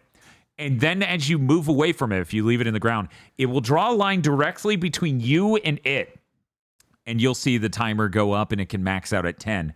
And if you let it do that, and you get a pretty good distance, and you hit the button to bring the sword back to you, it shoots a fucking shockwave at that exact angle, doing an insane amount of damage. Also, this thing works as traversal ability. So in the environment, you would have, say, a hook on the ceiling, or the idea of a hook on the ceiling. You would send the sword at that, it would hook, and you would just swing across. Or in much weirder circumstances, because its powers are under the domain of time manipulation, Team Ladybug, because of the time powers of fucking Toho. And you will bring back into existence a fucking, what do they call those things you do power line operation with, where it's a crane and you sit in it? Oh, cherry picker? Yeah. They basically have like a cherry picker. You have brought it back, and you can hold up to just slowly lift up your character. Lots of abilities like this and other things are affected by rewinding the time for it. So there are puzzles you can do where it's like, oh, you push this block out of the way, then you rewind time and jump above it as it's unpushing itself out of the way. And then you can get past it to do a thing. Not only is there this, there's also, so you know, I just mentioned the pierceable ground thing. Same for the walls, but it's different. You shove it into the wall, your character does the tiniest hop in the world. You need to understand, if you are not fucking obsessed to an almost fetishized level with gameplay mechanics, you have no idea how good this is from the description. You shove it into the wall, and you do the tiniest hop in the wall to hop on top of it. And then you can just rinse and repeat, jump, retract, reshove into wall, land on top barely. Mm-hmm. And you just do that the whole way up a fucking wall, baby. And it's so good. And there are skips that are fucking unreal in this game. That makes sense. Now, on top of all of this, as Bob has mentioned many of these things earlier this year, I will mention again. This is a game where you unlock the skill to fast travel from anywhere to anywhere. And I know what you're thinking, like, oh, like you could go to, no, any square on the fucking Metroidvania map, basically, you can go to. And that sounds cracked out enough. But eventually, it's worked into the mobility. That is the platforming. Mm-hmm. You spawning in that square puts you at a specific spot, and then you using air dodges and throwing out the swords is how you get across to get a thing. They have taken the Symphony of the Night moment where you do the dive kick to platform off of the 2 guys to get to the high pedestals to get the really good equipment into fast travel. What the fuck? Galaxy-brained fucking video game. Oh, also, the story's really cool. They're demons. You hunt them. You work for the Holy Union. They're pretty based. Yeah, when I saw people like complaining about the movement in this game, I was like, what are you talking about? You can teleport anywhere in the map. I don't need to move that fast. Yeah. Yeah. No, this is a great video game. Blade Chimera. All one word. Blade Chimera. First thing you fight is a fucking dragon. Yeah. They understood the assignment. They get it. Great fucking video game. Did you ever use a plasma gun underwater? Okay, so yes. Okay. But I have a follow-up question to you. Did you ever use the plasma gun underwater wearing the armor that makes you immune to electric attacks? Oh, I don't think I actually did that after I got that armor. It's so good. Dude, so you just That sounds really funny. Damage. You're just pulling the trigger and everything in the water's taking 1,200 damage. oh my god. I'm like, haha, this place is fun. Because it's a very specific platforming thing. That's one of those like things you have to do a neat thing to get early. Mm-hmm. And I did that way before I got to the water area. And I was like, that's cool. Do I fight an electric enemy?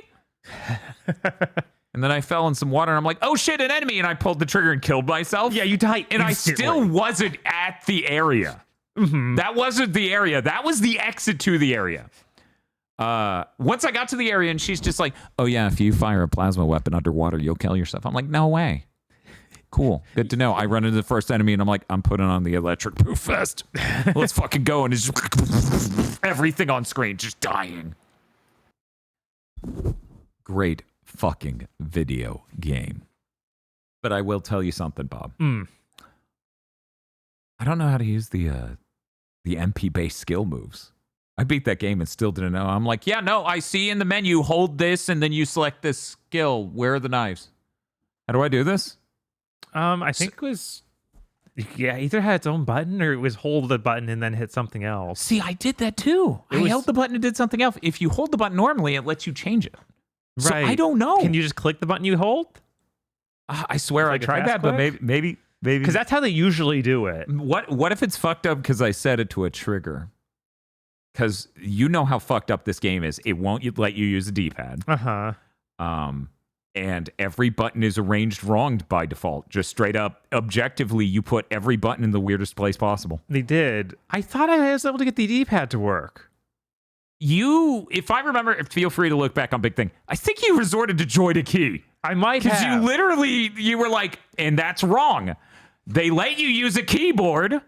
Why won't they let you use a D-pad? Yeah, I was like, I remember you telling a story of how you overcame that. It might made have let been- you use a D-pad. Did you try an Xbox controller? No. Because I think that the thing was, it had prompts and stuff in there to make it work with the PlayStation controller, but it didn't work at all. I couldn't figure it out. And then the Xbox controller just worked. Okay, quick question. You saw PlayStation prompts?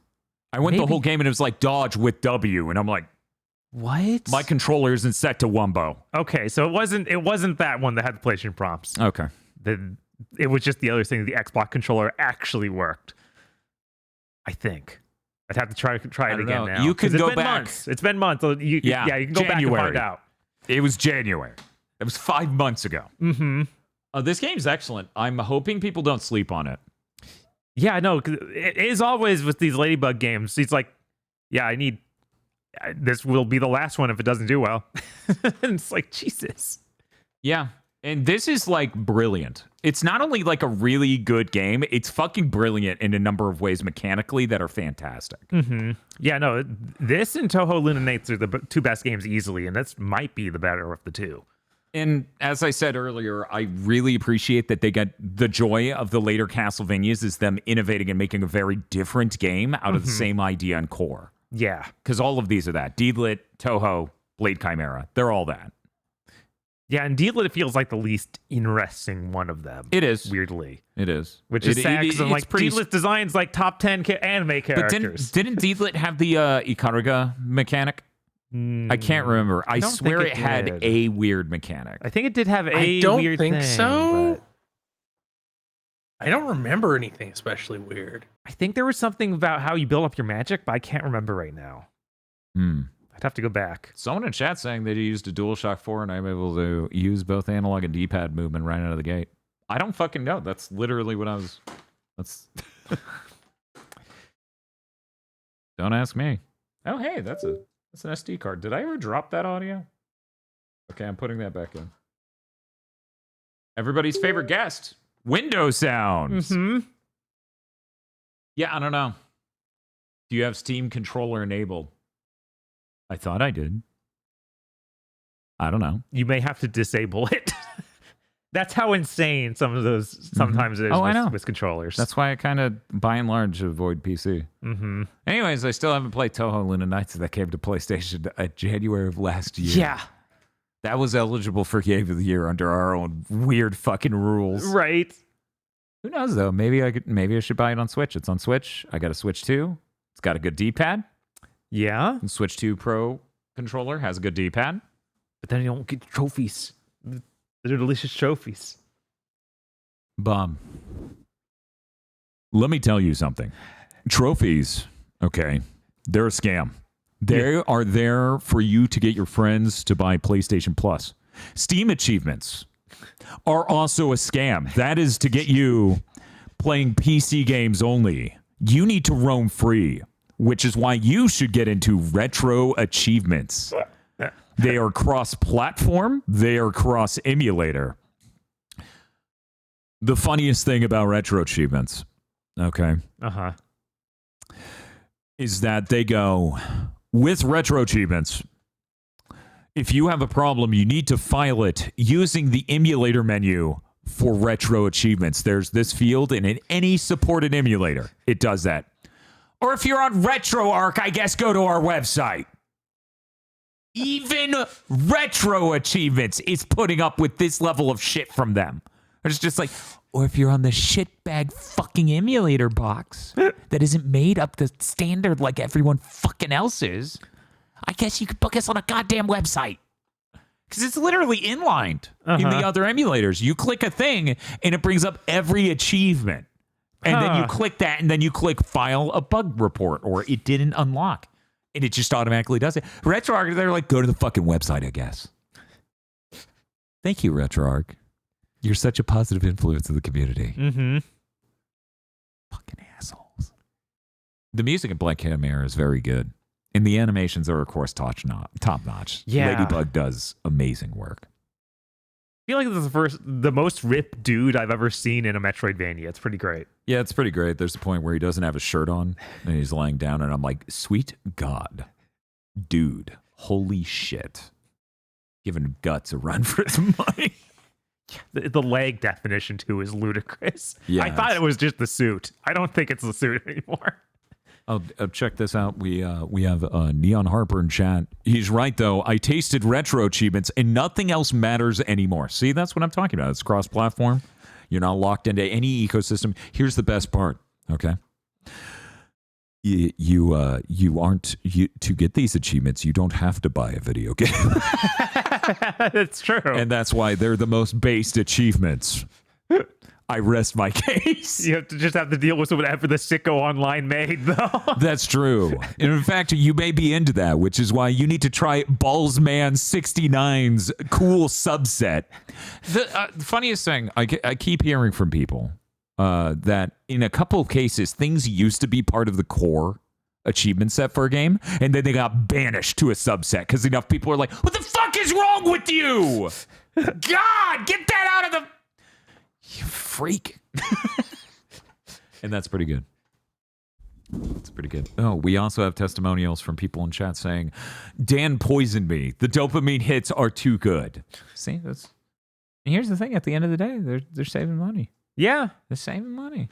In a year where they want to sell you Death Stranding 2 early for, was it $80? It was 80 or 90. It was ludicrous. God. That actually upset me. That actually pissed me off. Because it's such a... The story is the thing. Mm-hmm. And you went, what if these people with more money get to spoil this shit early even if you made time for it? That actually deeply pisses me off. Yeah, it's messed up because I really want to get in there. I gotta play the story so I know what's going to happen next year.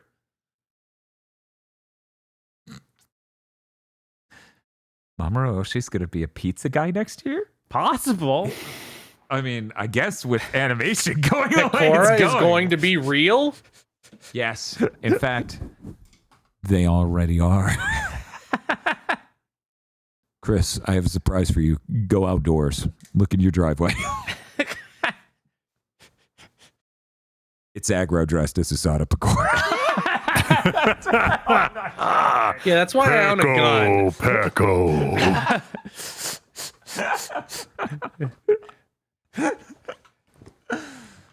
Anyways, Blade Chimera is a hell of a fucking video game. Please check it out. It's currently only on PC, if I remember correctly. It might be on Switch.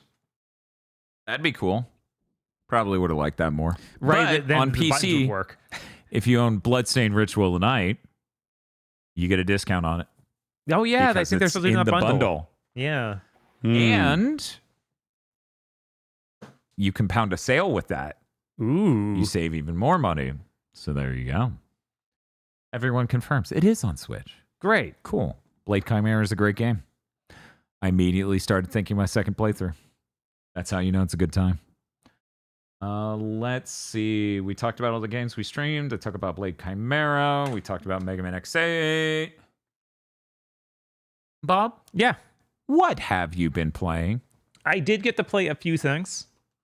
I mostly played Raito Remastered. Oh, wait. Sorry. This is too good of a toss. I actually need to respond to this. I'm sorry. Okay. Somebody asked, on Blade Chimera, did you grind the Lincolns? They have a fucking character. I'm not sure if you noticed this enemy. Is just Abraham Lincoln who summons a flag that shoots bullets at you. Yes. And he moves like a vampire. It's incredible. I laugh so fucking hard. Also, let me see how hard this is to show off on stream, because this is important to me, damn it. And I feel like the audience will care too. Okay, here we go. Blade. Okay, so I'm gonna throw this in the layout. Okay, Bob, there is a theater in that game. Uh-huh. Did you recognize? Do you know what that is? Is that no, that's really familiar. Chris, do you know what that is? Is that oh my god, Red October? Oh, is that Hierophant Green? No. Oh my god. That is, in fact, I American was looking at the History sword. X. Oh, good lord. I was like, holy shit! Sound the fucking beast alarm! I mean, the story is also Uh-huh! there's a lot in that story. Is like, yeah, the only way to make any sort of real change is violence. Uh-huh! I'm like, yeah, no, that's whoa. that game is writing. Yeah, no, that is insane. That game. Really great game. Anyways, hey Bob, you were gonna talk about some other game? Yes. Before I talked about the president of the United States being a vampire and a grindable enemy, and also American History X. What game? Raito Remastered, which is what they're actually calling this remake of the PS2 game. That's weird. Devil Summoner Raito Kuzunoha versus the Soulless Army was the original name. Yeah, I know, because the Podlord for the longest time had that. Right. And it's such it's a mouthful, and I understand why they shortened it and why they removed Devil Summoner, because I believe they started using Devil Summoner as a much more broad term in the franchise. And to the point where I was even confused, like, that's not Raito. What's going on? So I guess they just want to call the Raito sub-franchise just Raito. I guess it's Raito Remastered: The Mystery of the Soulless Army. Yes, it has that new subtitle, which is far less cool than Raito Kuzunoha versus the Soulless Army. Yeah, I think they used. I think actually the Devil Summoner sub series predated Raito. Yes, It I think that's right. Yes. And then I think there was a again Sega differently Saturn one. afterward. Yes, Devil Summoner had the dude with the like the raw 70s vibe on the Saturn, Mm-hmm. who I think is supposed to be the descendant of Raito, like, because every Devil Summoner is Raito, Right, that's just or is a given name. Kuzunoha. Specifically, they give him the name Raito Kuzunoha at the beginning of this game, and he's the 14th of them. So that's just the thing they do for their strongest person in their clan, basically. But this is set in 1932 in Japan. It's a really neat era where it's like a bunch of Western buildings being introduced to the more traditional housing and whatnot, and all sorts of just really neat stuff. And there's still demons because it's still an SMT game. Mm-hmm. You also have a talking cat who's always with you. He's voiced by Ray Chase. This whole game is almost completely voiced, which is crazy. Yeah, that is new. Mm-hmm. Most of the backgrounds have been turned from just still pictures to actual 3D environments, which is kind of crazy because I don't know if many people remember it, but Devil Summoner, the original ones, like pre-rendered backgrounds, did not look good enough to be pre-rendered.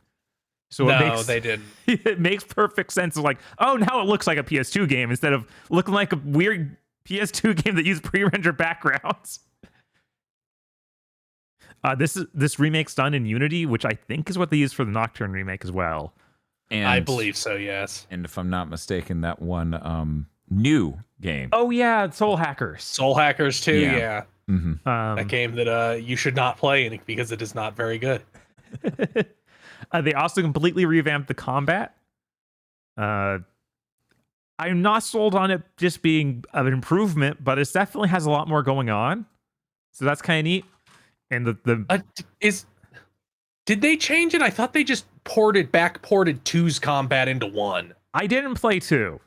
So it's completely different from 1. That's the one I played the most. I tried both. I got filtered. I didn't get filtered. Well, I did get filtered by 1, but not because it was difficult. Because it's like I kept running into situations where it's like, you need a demon of this clan to open this door. And I'm like, I don't have one of those. Like, go back to town, leave the dungeon, and go get a demon of that clan and come back. I'm like, I'm going to go play 2 where they don't do this shit to me. There are a lot of moments like that in this, and like the thing with the demons is they can also do certain things to people. Like, oh, you need the demon of this class to excite this person. Ignite, as they call it, and make them more excited. Lighting a fire, I see. Yes. And so if you don't have that demon with you, then you do need to go, like, luckily you can just respawn it from the save point, but if there's not a save point nearby, you need to go all the way back to your home base and go to a place like that. Because there's just like in the other SMT game, like a dude who like fuses the demons for you and has a demon compendium that you can respawn them from. And all that's pretty affordable. And now you can quick travel from anywhere in the game. I don't feel like that's in the original game. Absolutely not. Yeah. Which this game is a ton of running back and forth. I dropped it back in the day too because it was nothing but go here, go here, go here, go here, go back, go here again. And luckily, now that you can just hit L1 at any point and be like, yeah, teleport me there, and then charge me whatever fee you want. I don't care. I need to not do the walk. That's cool. It's a lot more playable now thanks to that. And it feels like the game is getting a lot to be like, I don't think I ever beat more than the first chapter the first time I played this. And it feels like after that first chapter, they're a lot better about introducing new areas and not just having you run back and forth between areas you already know. Although it does do a really dumb thing of like, say a person gets drawn into the Dark Realm. To follow them there, you need to drive out to a shrine at the edge of the city, and then they warp you to the exact area you just were in, but the demon version. It's like, now I can trip travel to get there, so it's not a problem. But it's just like a bizarre thing that I do that so frequently. Like, that's the entire point of the game. I'm always going in and out of this demon realm. Why did you make it only one entry point in the whole area, in the whole game? And I don't know. The demon fusion dude in this is actually Victor Frankenstein's sort of character, which is really neat. Voiced by Patrick Seitz, really hamming it up. It's great. And they make you feel like really bad for fusing the demons in this one. That's funny. Which I don't like. You don't like that? I don't like that. That sounds hilarious, though. It is funny. Like, after I've gotten introduced to the shock of like, oh yeah, every time you fuse them, they'll be like, it's cool, bro. And then give you, like, after they fuse, Victor's like, here's a note from the demon that just got fused. Oh no. Sometimes it's like a love letter. Sometimes it just says nothing. One time it's like, it's still warm from his body heat. Like, this is messed up. Jesus. I wasn't actually cool with it. Right, I'm expecting that one anytime now. I was in fact not down to fuck. Well, shit. Well, now you're fucking that guy. Yeah, I guess you're a weird bug man. I'm sorry. I'm sorry. I thought you were into that. You totally made it sound like you were into that. God. There's also a system where you build up the loyalty with each demon just by using them in your party, and then the more of those loyalties you build up, you increase your devil summoner rank. Mm-hmm. And then that lets you like get more summoning tubes, so you can actually hold more demons at once, stuff like that. And they all have there's a ton of different titles you get from that. Each different rank has a different title, which is fun. And I think it's funny coming back to it and be like, oh, this is like the structure of Persona 2, a kind of game they don't make anymore. That's true. For now. Right? Which once Persona 4 remake is done in 2 years at best, God, don't say that. they will be like, oh shit, what do we do now? Mhm. And everyone will be like, don't do 3. They already did 3. No. Again, Oh my God. because they would just be that much of Jesus. uh-huh. Not even 5. No, not 5 again. Just Just keep the tone between those two. The other personas exist. But for people who haven't played Persona 2, it's a lot like if the Tokyo part of SMT5 was its own whole game. So you have an overworld map that's very simplistic and like 2-dimensional, and you play as a tiny little triangle person on it, and you go around streets, and then you go into bigger areas that are actually 3-dimensional, and you walk around and explore. And I think that's really cool. I hope we can get back to this eventually. Maybe in some magical Persona 6, or possibly a Raito 3. So it's a little disheartening that you only released the first Raito game in this set. You didn't even do both. Because you want me to pay $50 for both, I guess. Bob, that's so insane. Why would you say such a thing? Oh, for some reason I thought it was both. That's extremely fucked up. Yes. Like, this is one PS2 game, motherfuckers. Which, again, they remade a ton of it. Like, most of the game's actually 3 dimensions now. That is not the case before. You shouldn't have done that. You should have just given it to me.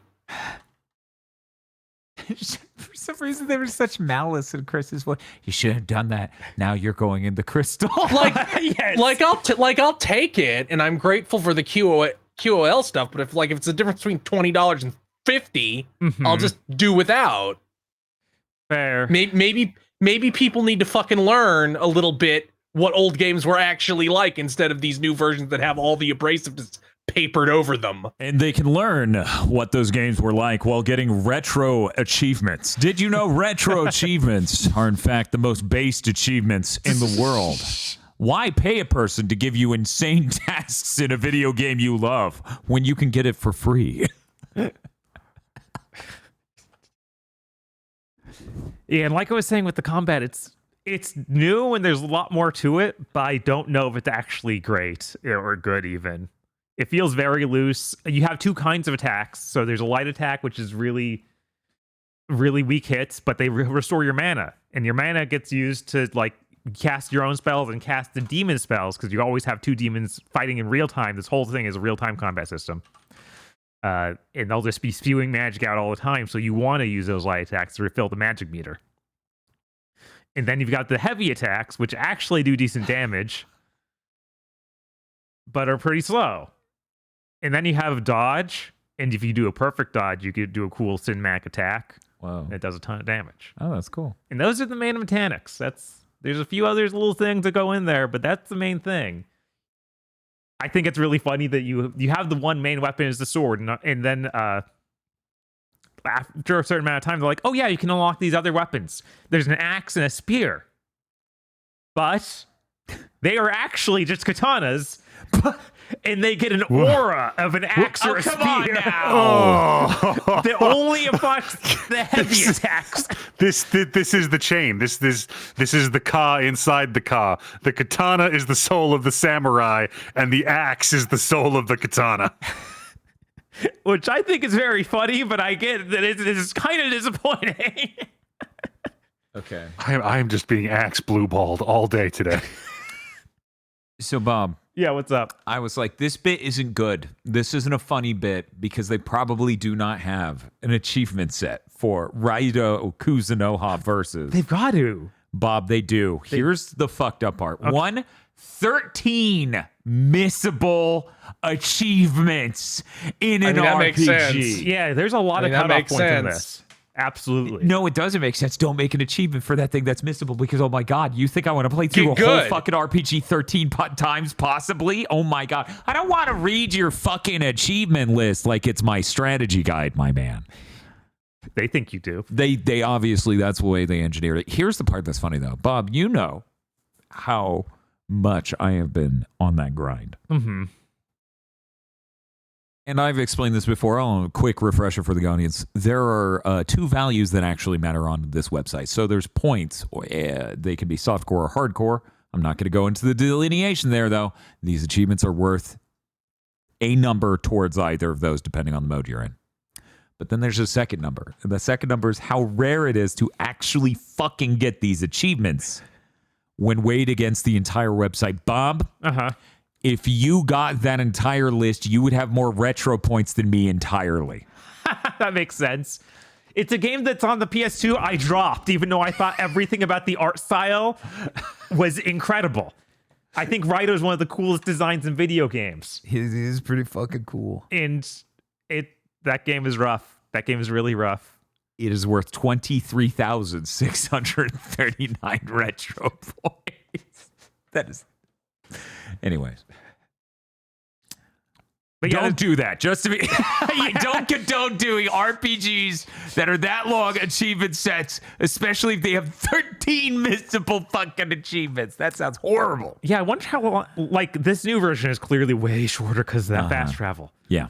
Because I played about 8 hours. And the PlayStation, I don't know if it's a good thing that it does this, but it does this. It has this thing that's like, this is the percentage of the game you are through on one of the cards. Huh. You know, the PlayStation cards they added for the PS5? Yeah. So I think I'm like, it was either 15 or 25% through the game. And I was like, oh, wow. That's pretty far. That's streamable. I mean, not safely, but it does tell you where to go every single time.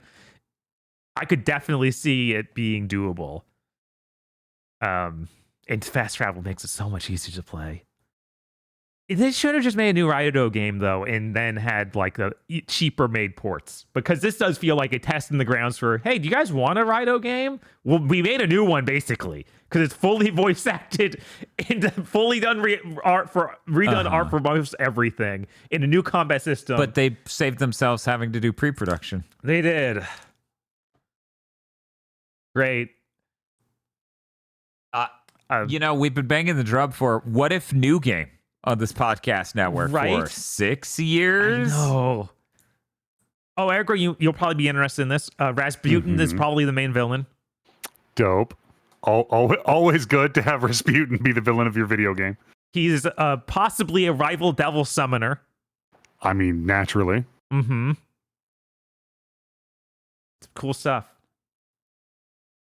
Because it's not this point in history where automobiles are starting to come in, like one of the first things you do is fight a demon who is a guy who's like a rickshaw runner who's now out of work, so it makes him incredibly upset. And he's been infected with demon power that he uses to attack random cars and taxis mainly. Okay, so this is a tokusatsu story. Yes. Fantastic. But in 1932. Flawless. Yeah, it is very Toku in a lot of ways. So yeah, that game's really cool. It probably shouldn't be $50. It probably shouldn't. It probably should have been a new game. And I'm not sold on the new combat. I don't feel like it's not too much to ask for your action RPG to feel as good as Onimusha 1. That game was a launch PS2 game, basically. It was, yeah. Make the sword swing feel good. That's the only goal. Only other thing I played this week basically was Mario Kart World. Oh, I'm envious. I played a lot of the free roam mode. I just kind of Vibed. Yeah, I kind of zoned out because I couldn't sleep, and I was like, okay, I gave up on even sitting in bed. I was like, all right, screw this. I'm gonna go play some Mario Kart. Okay. And there's a ton of stuff to find in that open world, which is really cool. I wish that there were any good rewards for it. Mm-hmm.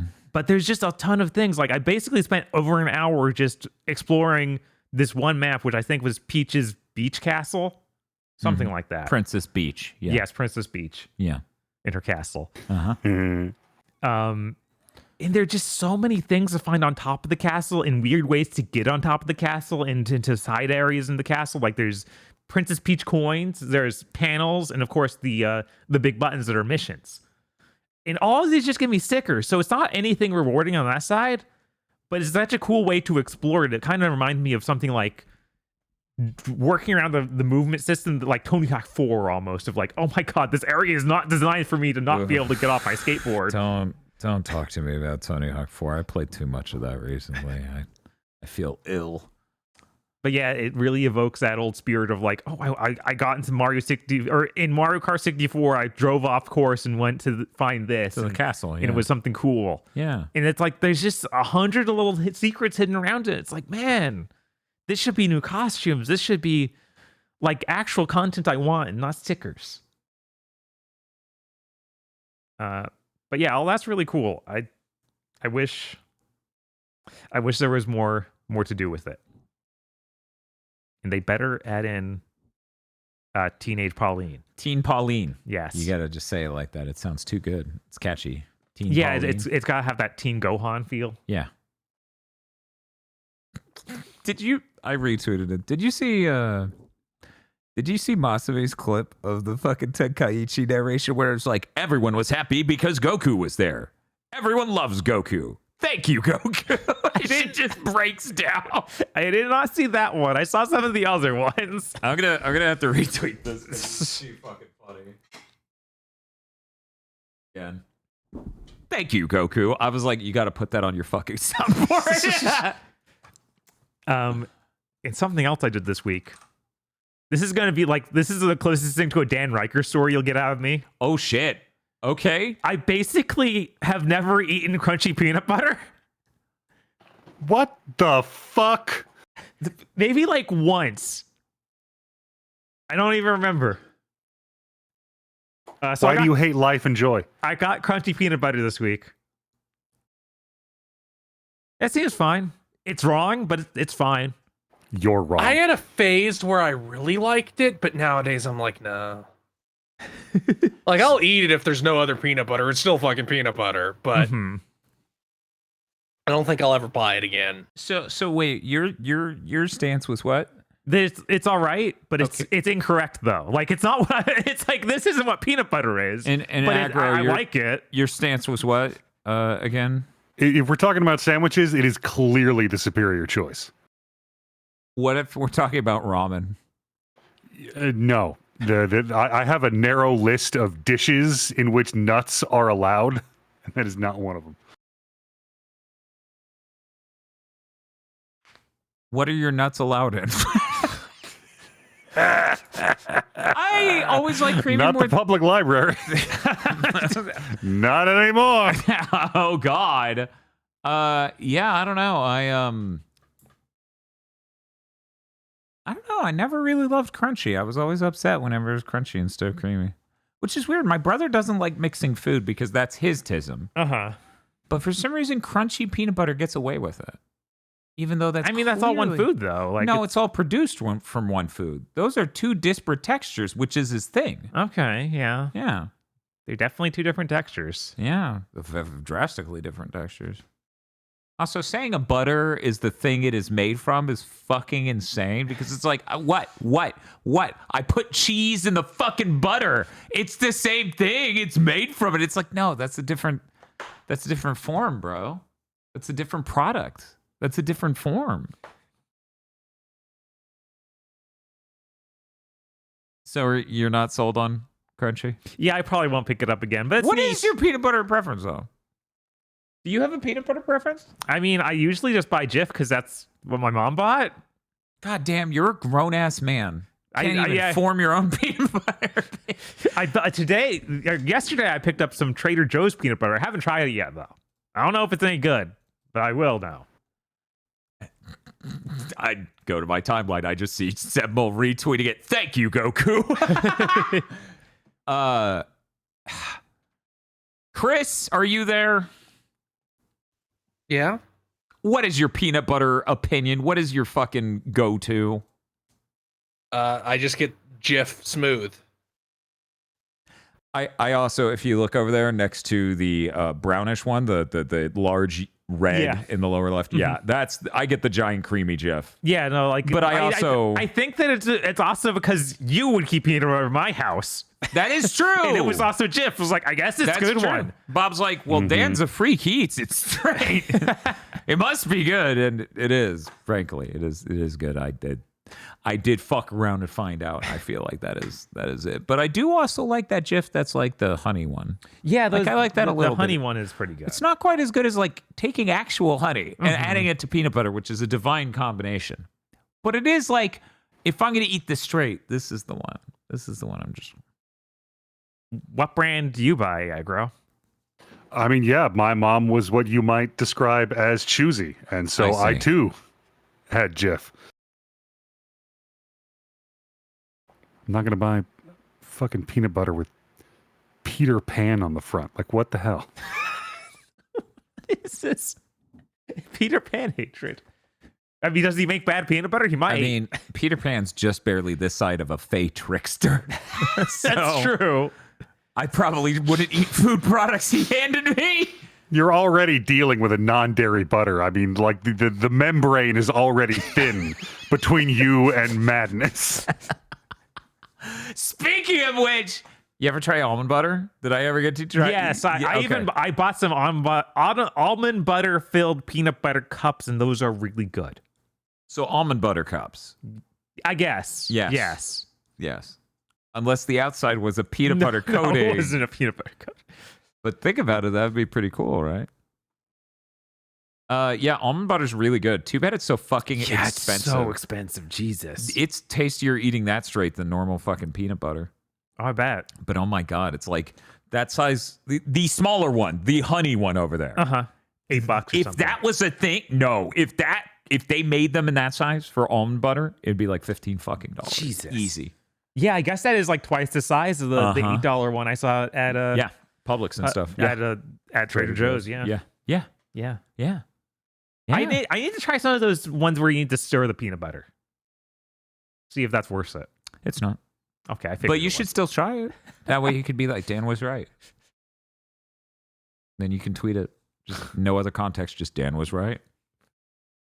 And then I'll retweet something weird, and then people will be like, What? I can't believe Bob jacked it to this. And then they'll know that's what I mean by retweeting it then, because I'll just quote tweet it and be like, Bob jacked it to this. And then I'll reply to this quote tweet with a link to your tweet. Anyways, people should just tweet Dan was right more often. I feel like you've proven they should not. No, they definitely should. Let's see. I think that's it. By the way, chat has voted. When asked how they would like their peanut butter, chat voted with 58% saying boneless. I'm terrified that a significant number of voters didn't take that as a joke. And that 40-some% of people prefer extra calcium in their peanut butter. Now listen, okay, here's what I'm here to tell you. You need to get calciums from somewhere. Calcium is actually really important. So you need to start eating peanut butter with bones in it. But you know who's not boneless? The pod. Oh, I see. Oh, fuck. Oh, fuck.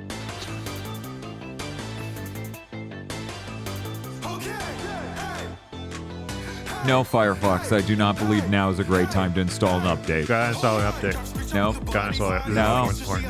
Oh, Firefox, I'm going to put you in the crystal.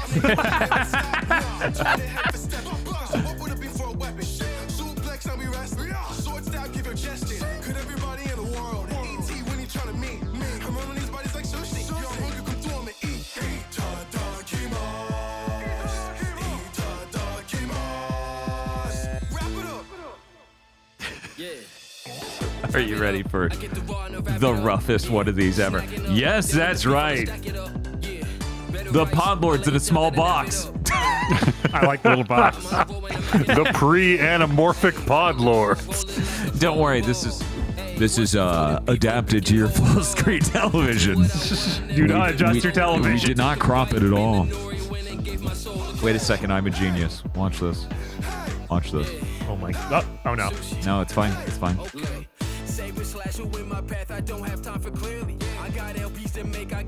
Beautiful. Yes, that's right. The Podlords. Podlords such as BN12, Red Blaze 27.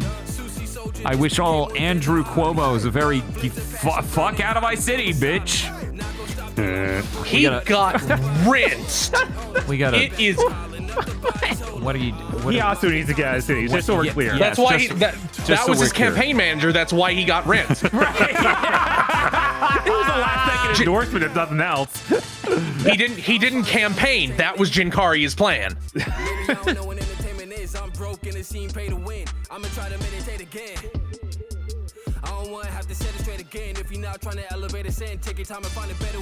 Rado. Who's an alpha, possibly? I don't know. We just don't know. Wonderful. Remastered. And WTF Spider-Man. Mr. I Light Spam. Those sure are some nice times you got there. Be a shame if somebody made them interesting. Shiny Mew. Chris C. Summer Game Juice of Frost. Cooper Tank. I hired this cat to stare at you to ensure you check out Raido Kuzunoha versus the Soulless Army Remastered. Not my name. That's not my name. Yeah, they have like one picture for the cat, and it maybe needed one more picture for the cat. Hey, Bob, this cat seems to contain He's looking at pictures something. Oh no. within. No. When does it end? Never. I just. When we get Troy Baker on the podcast. I think that only makes it worse. That's true, Al. I'll just enhance it. Occasionally, I think someday we're going to death stream Final Fantasy 13, and that's going to be fucking hilarious because Troy Baker Snow. Yeah. It's going to be great. Indigo Sykes. 40 plus DuckTales appreciator. Gaiji. A raccoon. That is in command grab range. Dangerous. Oh no. Don't tech the wildlife. There, girl, if I don't take the wildlife, it will kill me. Sarah Lean. If I have to come and show this raccoon, I will. Timothy Pfister. The Hard M. Bearded Joe. Pleochrome. Cygames now has the top 10 worst rated games on Steam with impressively poor monetization on their part. Do you know about Shadowverse Worlds Beyond? I've never heard of it. No, I didn't. That's the new Shadowverse was one of those digital card games. Right, I know that one. And I guess this is a new version that has really egregiously awful monetization. Great. Podlord, just so you know, when I saw this next image, it was like poison damage. It just hurt me the more I learned about it and the more I looked at it. These are not the Podlords you're looking for. Pull out the AI turning Obama into a white guy image. Just pull it up. That's going to be the next 5-6 years. Using, oh, sorry, Podlord, this didn't happen before it. Using my Podlord powers to manifest a new Blaze Blue game at the Arc System Works presentation happening around now. How'd that go? Oops.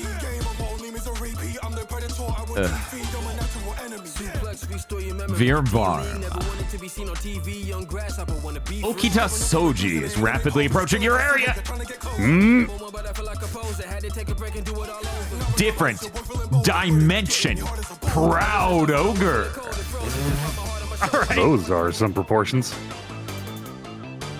Master and Commander is getting a 4K steelbook. Cool. We have a Bound Arc 2, and Archie and Karya is voiced by Yuri Lowenthal. I'm not there yet.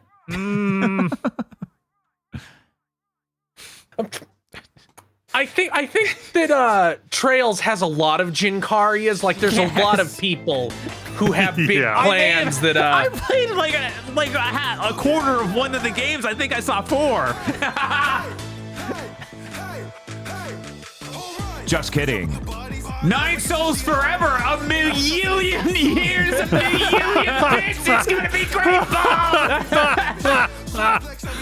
Oh no! They're gonna be really upset if I get super into that other weird Dark or Sekiro-like game where you play the fox called Lotus. Yeah, they're gonna They're be. gonna be super upset. They'd be like, No, that isn't base. that's the wrong one. That's not base. What are you doing? Aggro should play La Mulana if he wants good puzzles. that does seem Probably. that is the one where it's like, I wanted to do La Mulana without a guide. I've been working on it for 18 months. Yep. Digital basic. Yo, that's also a plush mayhem. They're dancing, Yay. or maybe scared. I'm not sure. They're very excited. Yo Popo is amazing. And Vada Huff. Thank you very much to our Podlords. Thanks, Lords. Thank you, Podlords. And if you'd like to become a Podlord, you can go to our Patreon at patreon.com/GBpodcasts. For as little as $5 a month, you get many benefits such as early access to Chugging Bleach and other shows that will launch before the end of the summer. You get extended gamer premonitions and armchair devs content when we do those shows. You get a patron-funded show one a month, either a show where we watch a bad thing that is public and patrons get a commentary track, or we watch a good thing and patrons get to vote on it and it's patron exclusive. You also get an entire movie called Isolation 119, which is a full-length feature film. This is not a joke or a bit that you can only get on the GigaBoots podcasting Patreon. It might be a more real movie than other certain movies we talk about in the near future. And also your support helps us immensely and is the only reason we can do this at all. Patreon.com/GBpodcast. And if you don't have any money, it always helps us immensely to just retweet when we talk about the podcasts. Repost. We don't fucking use Twitter anymore. Repost. Like, leave a comment, subscribe if you listen on YouTube, rate us on your podcasting app of choice, and tell your, spread the word. Patreon.com/GBpodcast. Yeah, it's that time again. God. How does this keep happening? So many. How long have we been here?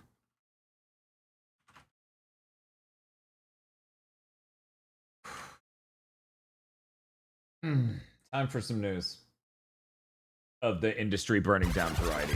Well, that's not the button. It was the same articulation with my thumb, just on the wrong stream jack.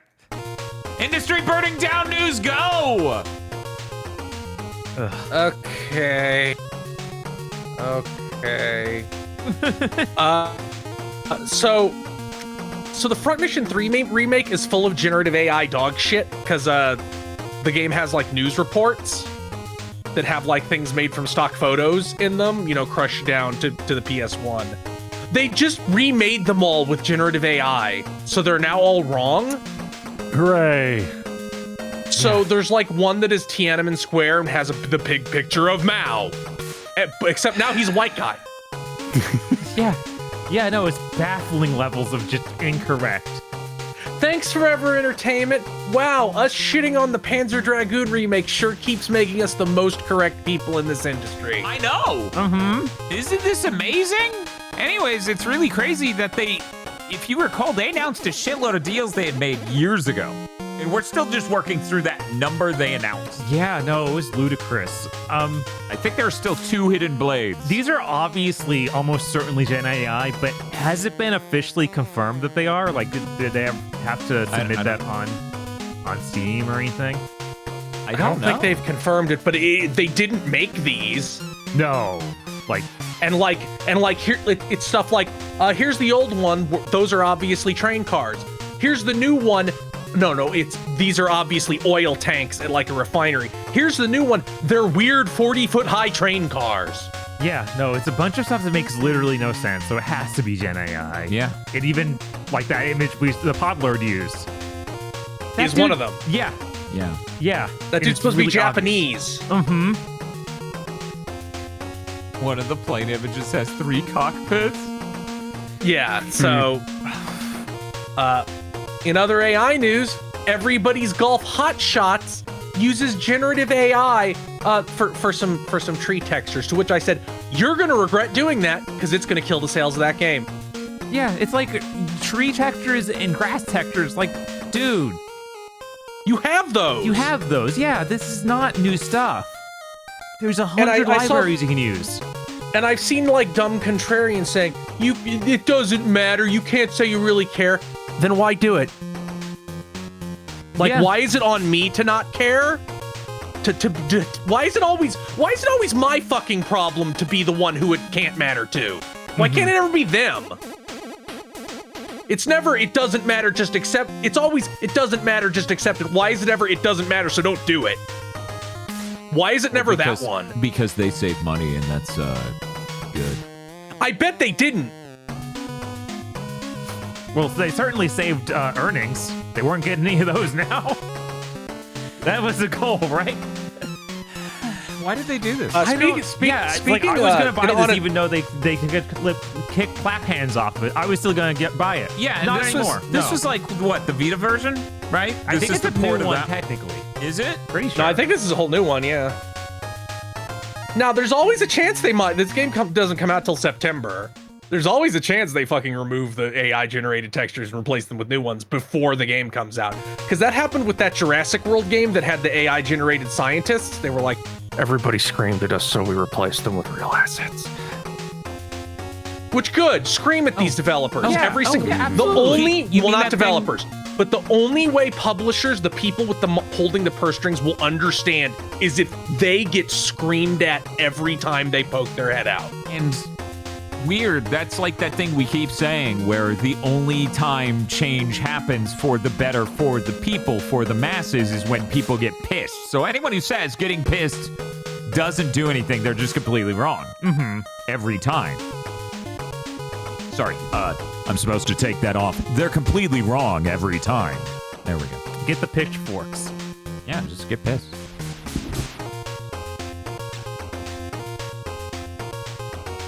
That's it, right? No. So allegedly, by Jason Schreier, meaning it's real, Microsoft is planning massive Xbox division layoffs next week. Weird, you dissolved the concept of what an Xbox is, and now you can't afford to employ people to prop up this thing that isn't profitable? Wow, when are people gonna finally stop saying how base this is? So let's see. Here's some predictions from me, Chris Wolfhart. They're not going to shut any studios down because that's bad PR. They will gut them so utterly they can never make anything again, and will pretend the studio still exists, and people will fall for that. That's point one. That will happen to Ninja Theory. 100%. They're number one on the block.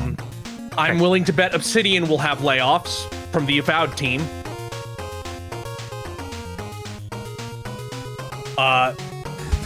I won't be surprised if the internal Microsoft people working on Perfect Dark and Fable are laid off, and we find out those projects are now entirely with Eidos Montreal and Crystal Dynamics.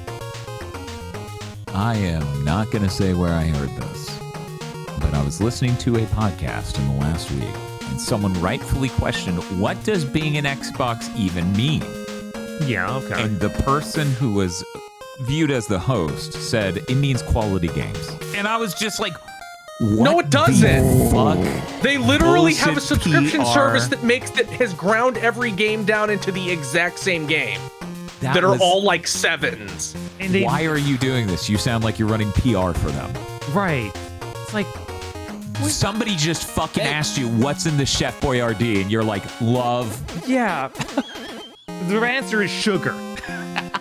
Always is. Welcome to America. But yeah, like Yeah, every one of their major releases has just obvious, gigantic missing pieces. That's what it means.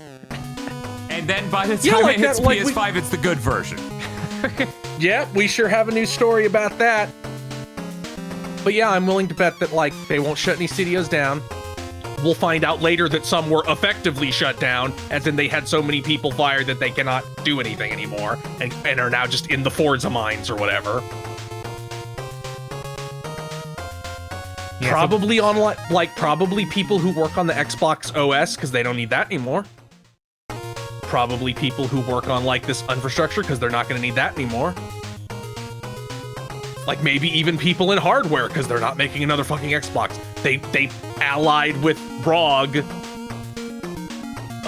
to make their fucking weird PC Xbox. So they don't need a hardware division anymore. And that's actually not even that's just the beginning. It sounds like what they're going to do is team up with a number of manufacturers to make Xboxes. So we're talking a Dell Xbox. Oh my god. Yeah. This Man, is it's going to be- Xbox has lost all of its meaning. These dipshits are so fucking corporate. We have hit the full premonition we announced long ago. They will put a sticker on a box that says Xbox and it will mean nothing. yeah. We may even have the story about that this week. Yeah, we'll have to see how bad it is, but when it's described as major, Uh-huh. that has to be 4 figures minimum. Right. And Oh, that, yeah, it sounds 100%. like it's major just in the Xbox division. And that's part of other major layoffs everywhere in Microsoft. Yeah, company-wide, because Microsoft ain't doing so fucking hot. If only Maybe they this didn't- AI shit ain't working out. Maybe if only they didn't swallow Fuck every that single thing up. $70 billion rock and shove that 800 billion spike up their ass at the same time. Maybe. If only. But it was unavoidable. Yeah, We it was had to do obviously it. the direction they needed to go. Yes. It's the future, after all. The future is making no money and having no understanding of what anyone wants and completely fucking up. I had to listen to people talk about how Sony did such a good job with the PS4 and the PS5. You know, Xbox was forced to do this. And I'm like, no. They could compete. You remember competing? You made me do this. Jesus Christ. Welcome to the Club family. SC. You're all fired. God, it's going to be such a mess that it literally will be like when they launched Steam machines, what, 20 years ago? Yeah, but for some reason it'll be Microsoft doing it. Yeah. It's like, hey, our new Xbox is $1,000. And there was the question brought up of like, what value does this add to gamers? Like, bro, it's just eating into the PC market at that point. Right? That's not a console anymore. You saw to it when it became an open spec, basically. What a nightmare. What an absolute nightmare. Let's move on. I guess I'll read this one. I put it in Sure. here. Yeah, go right that's ahead. the Bobs. Build a Rocket Boy begins the layoff process. These are the guys who made Mind's Eye. You remember Mind's Eye? They've Shock. this was apparently like a rumor, and then the actual company said, yeah, we are starting to figure out who we're going to lay off, and it could affect over 100 people. So yeah, don't expect that studio around anymore, basically. Which makes sense. Like we made.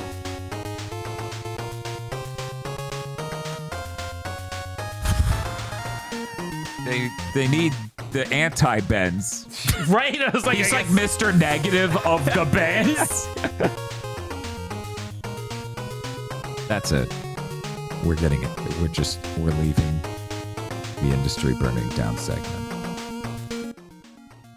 Oh, thank God.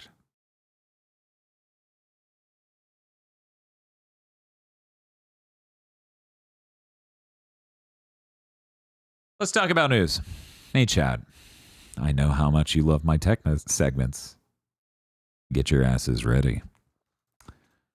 So, there's a company, YouTube channel called Hardware Unboxed. They do good reviews of stuff. They have a YouTube channel where they focus just on monitors called Monitors Unboxed. They're a really good channel. I've watched them in the past. They're very skeptical and critical of TAA and DLSS and stuff, and FrameGen especially.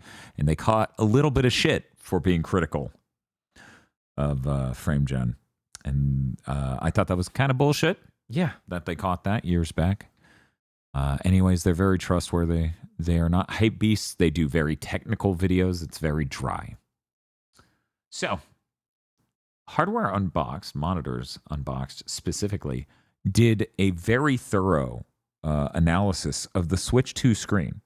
Now, if you recall, on an older Big Think, I was like, yeah, it's really blurry, but I'm used to OLED now. So that's one of those things that happens when you don't like do A/B comparisons. Because I was looking at it and I was like, this feels like it's rougher than I remember the Switch 1 being, but I'm just used to OLEDs now. As it turns out, no, the Switch 2 screen is literally worse than the Switch 1's. Now, on a feature set, you can say it's 1080p, it has variable refresh rate, and it goes to 120 hertz, and it's HDR. However, when it comes to things that matter to every game, pixel response time, and I'll explain what that is in a moment, it's actually markedly worse. It's pixel response time's 50% slower. So it's kind of like you've been taken back a little bit to like 2010, 2009 LCDs, where all the frames are just blurring together. The way this shakes out, and I have the numbers in front of me. Let me go ahead and look at it real quick just so I can make sure I don't misrepresent anything. A typical modern IPS LCD has an average pixel response time, which is the time it takes to go from what it is currently to the signal it just received. It gets the signal from the HDMI. It says, hey, this pixel needs to be this other color. So that takes 6.3 milliseconds on a modern typical LCD monitor, okay? With the same underlying technology, as far as anyone can tell, IPS, because there are multiple types of LCD. 6.3 milliseconds. So your average at 60 frames per second, your frame time is 16.66. So this is less than 10 milliseconds less than that. That's great. That means it's changing, it's updating. You're getting 60 whole frames a second. The Switch 2 was not that great, or the Switch 1 was not that great, but it was a long time ago. That was 8 years ago. And it's not as fancy a screen. You know, they really propped up the quality of the screen. That was 21.3 milliseconds. So it was taking a little bit more than a frame time to change to the frame it received. So it's kind of like you're getting more than a whole frame of blur. This is actually 50% worse than that. It is over 2 whole frames it takes in frame time to change the image to another image. So what that means is when you're playing games and you're scrolling or you're moving the camera or any of these things, all the frames are just blending and blurring together in a really, really big mess. They have theories why this is, and I'm really curious if this pans out. One of their theories is one of the things LCDs do to counteract this is they actually overdrive it, it's called. So imagine overdriving is when you go, okay, I need you to change from this color to this color, and you intentionally tell it to overshoot and then ramp it at the last second back to where it needs to be. So that way it changes quickly. Now, what that does is cause mild imaging errors, or if you change some settings on your monitor, major imaging errors. Because a lot of monitors have these modes that are like gamer modes. And on this monitor even, if you tell it like, well, actually, I think it was the other one, the LCD gaming monitor. If you tell it to go into maximum gamer mode, it literally will look deep fried. Like if you turn that setting all the way up, it will just look deep fried at all times. When you move a window on your desktop, you will see the brightness after trail where it gets too bright in the after. It's totally strange. Totally strange. So their theory is it has no overdrive at all. Turns your Windows into Jinro. Yes, it did. No, it's true. It's really freaky looking. I did it once and I was like, this looks so horrible. Why? So the thought is, this doesn't do overdrive where you overshoot and correct because that might take more voltage. They want it to take less because it's a power constrained system. Right. And that would kind of match up with the Switch 1 there, which is also not a great result, but somehow much better. Yeah. I'm curious if someone measured the Steam Deck LCD original launch one, because this isn't that bad.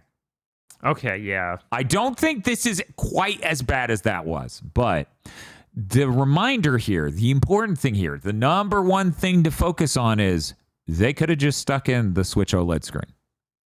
Yeah. No one needed 1080p. I constantly hear people talking about we don't need 1080p. 720p is fine. Right, it's unportable. It's fine. The screen was a decent size. It was an OLED, and it looked crisp as hell. It looks amazing. I was jealous of that. Yeah. Like Tosh, I bought Tosh as Switch OLED, and it looks, in honestly, build quality wise, is so much better than the launch one.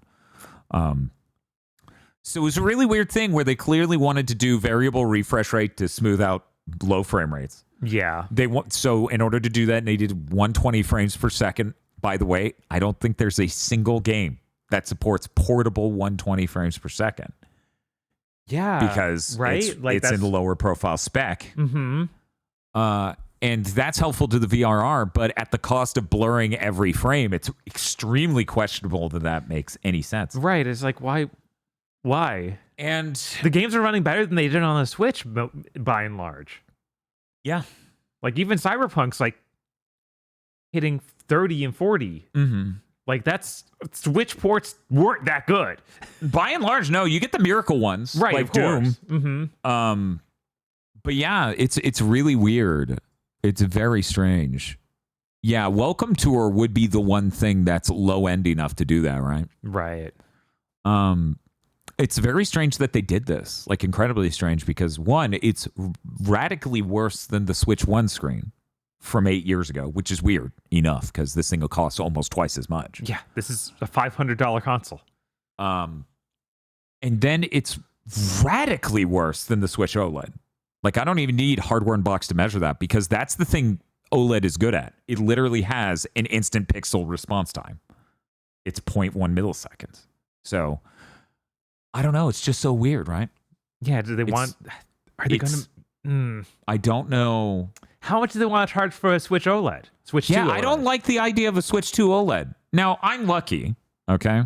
And even though I'm going to get either Rune Factory or Fantasy Life for my Switch 2 so I can play a whole game on it that isn't Nintendo made, so that way I can get a good third party that cares perspective.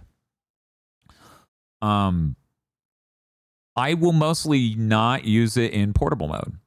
I will mostly use it in the TV mode, so I'm good by and large. Right. But it's still just, it's really unfortunate. This is so regressive. Right, I paid so much for the system. It should have a good screen. Yeah. Like, and that's what most of the extra cost feels like it's for. Yeah, and again, like, it's that much extra cost, and it has these features that don't matter as much as, hey, what if the picture looked good? Mm-hmm.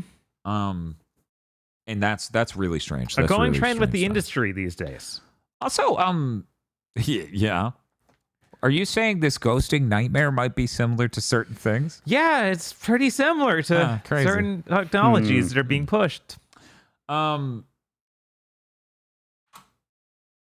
so I don't know. People are hoping maybe they can do a firmware update to add overdrive. I don't know. I have no idea. I Right. have no theories. I have nothing. Yeah, they could Nothing. even have like a way to be like, yeah, it's no longer in power saving mode, something like that. Yeah, who knows? And I'm of the distinct philosophical belief that if you cannot change what the frame on screen is in a frame time, you aren't showing that full amount of frames. Like, you are blurring the fuck out of an image that's all changing at different rates. By the way, all these different colors change at different rates. If you ever see a chart for this stuff, it shows exactly how long it takes to get from one end of gray or one end of brightness to another one across the entire scale, and they're all different numbers. That's another reason OLED looks better. The whole thing is just like, here's the next frame. Yeah. Anyway, I have no idea. That's just really strange. And again, people didn't need 1080p or 120 hertz or all these other things nearly as much as a nice image that would have maybe even cost less for the Switch OLED than a 120 hertz LCD with HDR. Mm-hmm.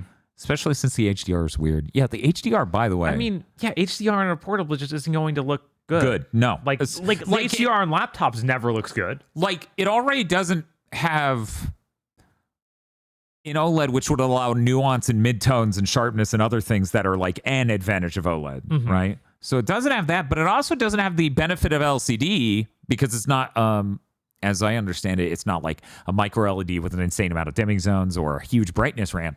So it doesn't get very bright either.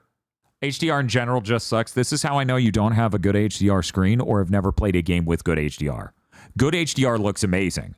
The problem is they keep shipping monitors and they're like, this is HDR. And I'm like, no, it fucking isn't. Right. Like, literally, dude, your brightness range is SDR range. This isn't, you just put HDR on a box and you're accepting a signal and fucking up all the colors. Speaking of which, I did want to note, was it HDTV test? Yeah, all the Sony stuff is great. Like, Sony first party does HDR perfectly. They clearly have a team that's on it, right? Like, completely on top of it. But countless devs don't get it right. HDTV Test did a video on how the Switch 2 does HDR. And it's really weird and complicated in how much information the Switch 2 wants from you that you wouldn't possibly know because you're not a crazy scientist with tools. Weird. And like what all these different values do. That video is worth looking up. Just search HDTV Test and then Switch 2 and that should bring it up. And HDR if that didn't. Let's move on. A little bit more tech before we get into our usual news, okay? According to reliable leaker we have talked about numerous times in the past, and as far as I know, has never been fucking wrong on this stuff long term. Kepler L2. The PS6 doesn't have X3D memory like previously thought. It doesn't have the 3D cache, so it's not going to get an insane CPU buff from having a giant cache on the CPU. The PS6 is apparently not going to make the paradigm shift. That was the last leap of Moore's Law dying in order to help out gaming on CPUs, which is really strange. But you know what it does have? Yeah, I was like, what does it have then? Nothing? Check this out. Don't worry. UDNA, which is the microarchitecture for the GPU, will double, triple, and quadruple down on ray tracing and AI upscaling performance. Who cares? This is if Who this cares? comes out in 2 or even 3 years. Who cares? It is going to be the worst performing PlayStation. Period. I agree because Once again, motherfucker, almost no games use the full force of the PS5 as it is, and games are not going to get bigger. They're going to get smaller, either from devs learning, or the devs are publishers learning, or the publishers making the big ones dying. Yeah. So here's my argument. They're making a PS5 portable. They already have a PS5. It's selling pretty good. Mm-hmm. They have a PS5 Pro. They're going to release a PS6 and go, it plays the PS5 games, but even better, and the ray tracing looks good. And most people will go, well, I absolutely don't give a shit.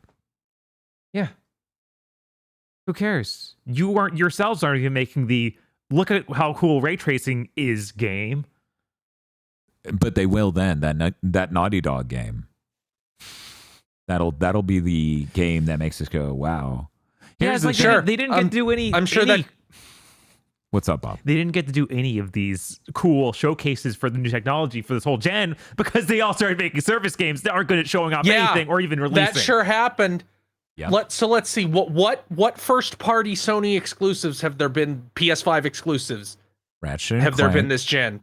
Ratchet and Clank, Demon's Returnal, Souls, Returnal. both Astrobots, Yep. Demon Souls. I mean, not counting service games, and Spider-Man 2. And coming up Ghost of Yote, and that's it. Yeah. And Death Stranding 2 as of right now. Yeah, as of right now, but today. it's already planned to go everywhere, so I hesitate to say that.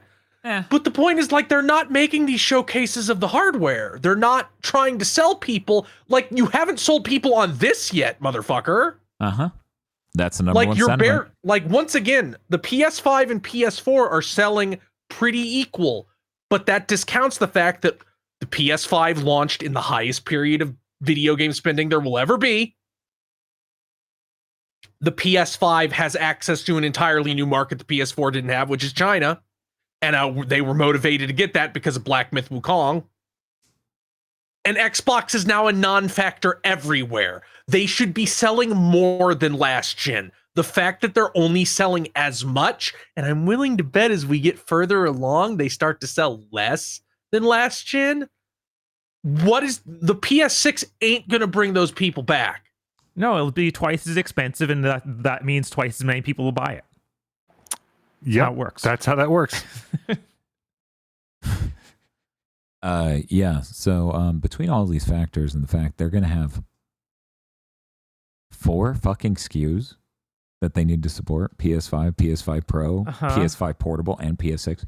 No, the PS6 is just for fucking cryptids like me, if I have the money, which is not a given. Yeah, we don't know what's gonna happen in 2 years. Like the price on these hardware is not coming down. Like, is this thing going to be $800, $850 if you want a disk drive? Oh yeah, no, it's going to be as expensive as the fucking PS5 Pro, which was how like much again? people aren't $827 going to after have tax? that money. People don't have that money. Like, you want to charge more, you want to be smug and post those fucking video game catalogs from 1998 at me. Have fun when video game sales go down to the rates they were in 1998. See if that makes you happy. Yeah, and also the Switch 2 being an increased focus in the future power profile wise. It's like PS6, what is fucking, are you kidding me? Like, you think a game we that is finally designed for the hit Switch 2 is going to justifiably sing, especially without the 3D memory. Because here's the thing. If it had vastly better CPU performance, it could be like, oh, we can lock these games to like 120. yeah, Like, just drive down the resolution to where that's absolutely lockable and cool. You don't do that, though, and that's not happening. It's crazy. It's absolutely madness out here. Absolutely madness. Y'all excited for our PS6 stream where I'm not even sure both Bob and I will get a PS6? It's going to make the Switch 2 stream look exciting with all the games we saw with huge buffs there in comparison. God. Yeah, how many games are unlocked beyond 60 that we could pump up? I guess a few. I and have you can't a even handful. stream that out. Oh yeah, you Unless guys wouldn't be able to see Right, anything. Unless Twitch supported that, and then be like, yo, guys, this looks great. Just Wow. believe us. Trust me, bro. Source.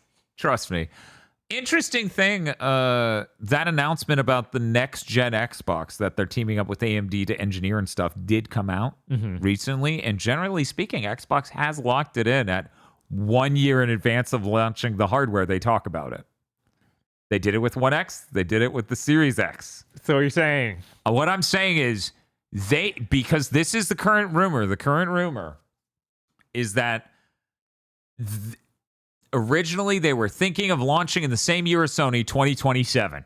But it sounds like they may want to jump the gun on them, and they think that might be an advantage. So, ladies and gentlemen, are you excited for a next-gen Xbox next year? We'll get to hear about it, Jeff can't Keighley's wait. show. I mean, do you think they can get the stickers printed in time?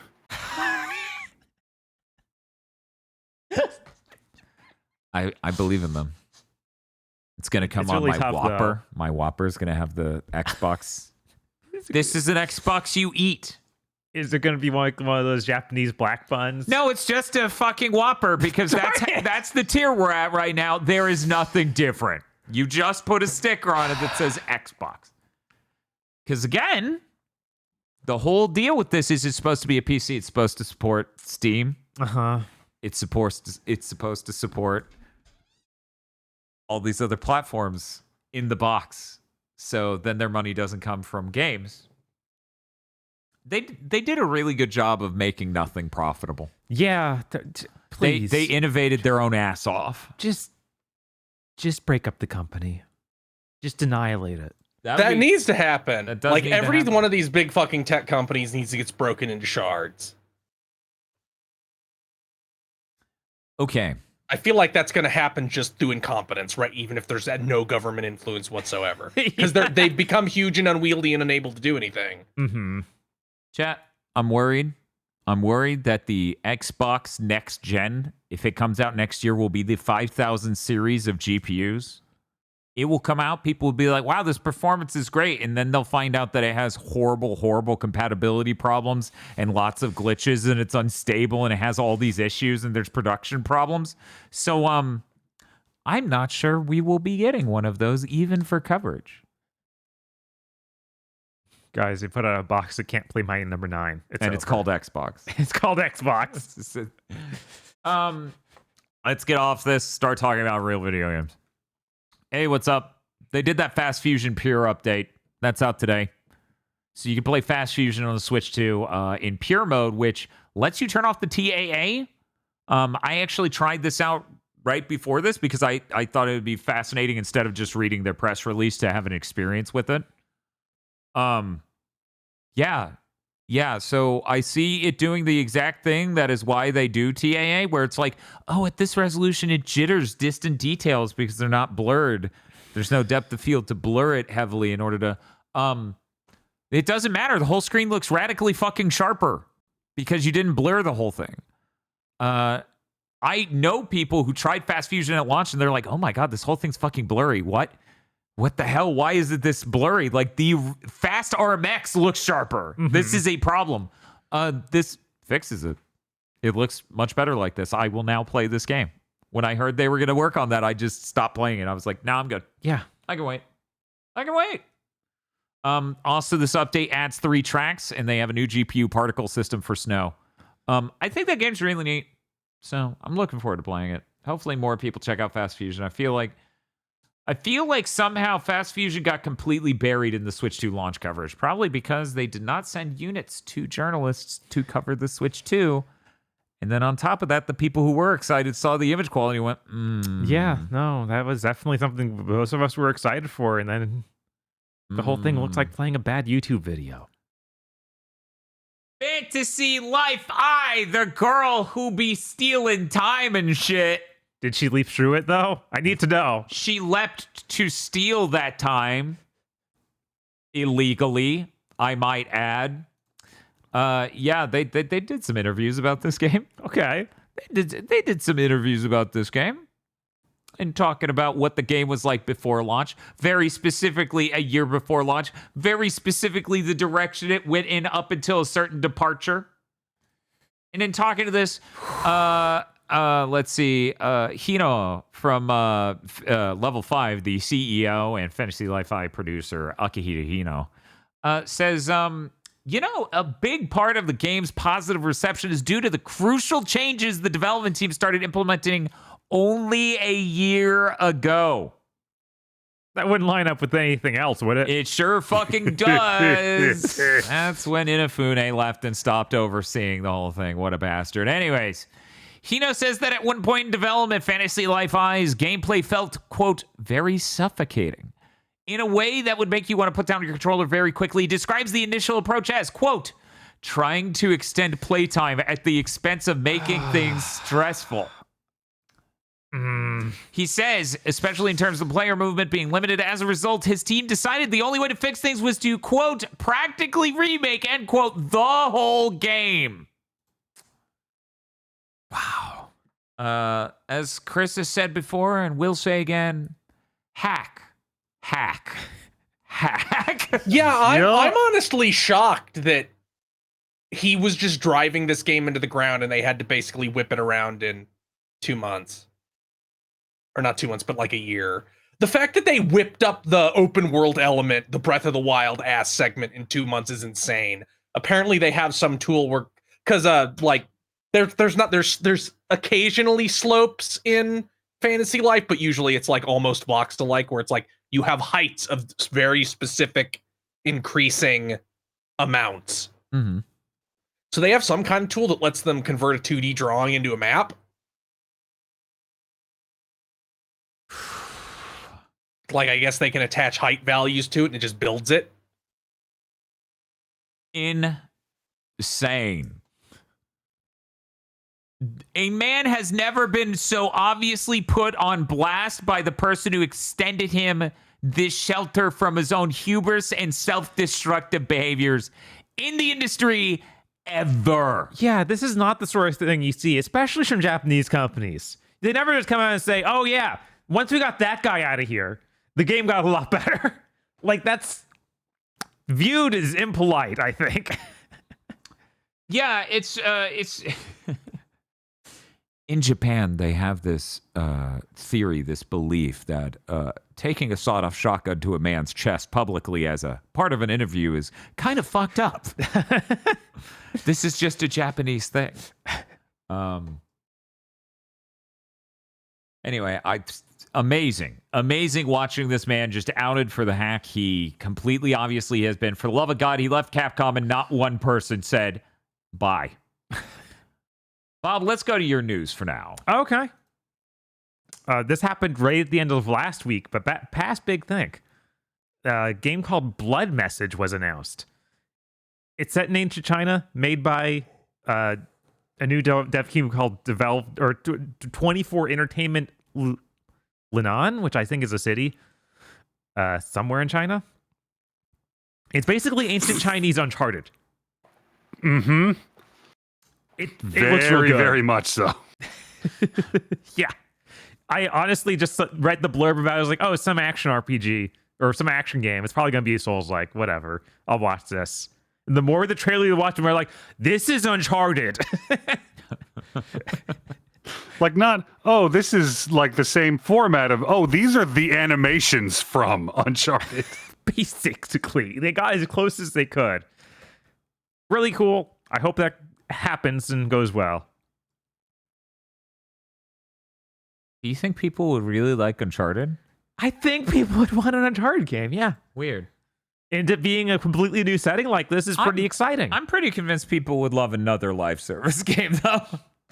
The interesting thing is, you're like, wrong.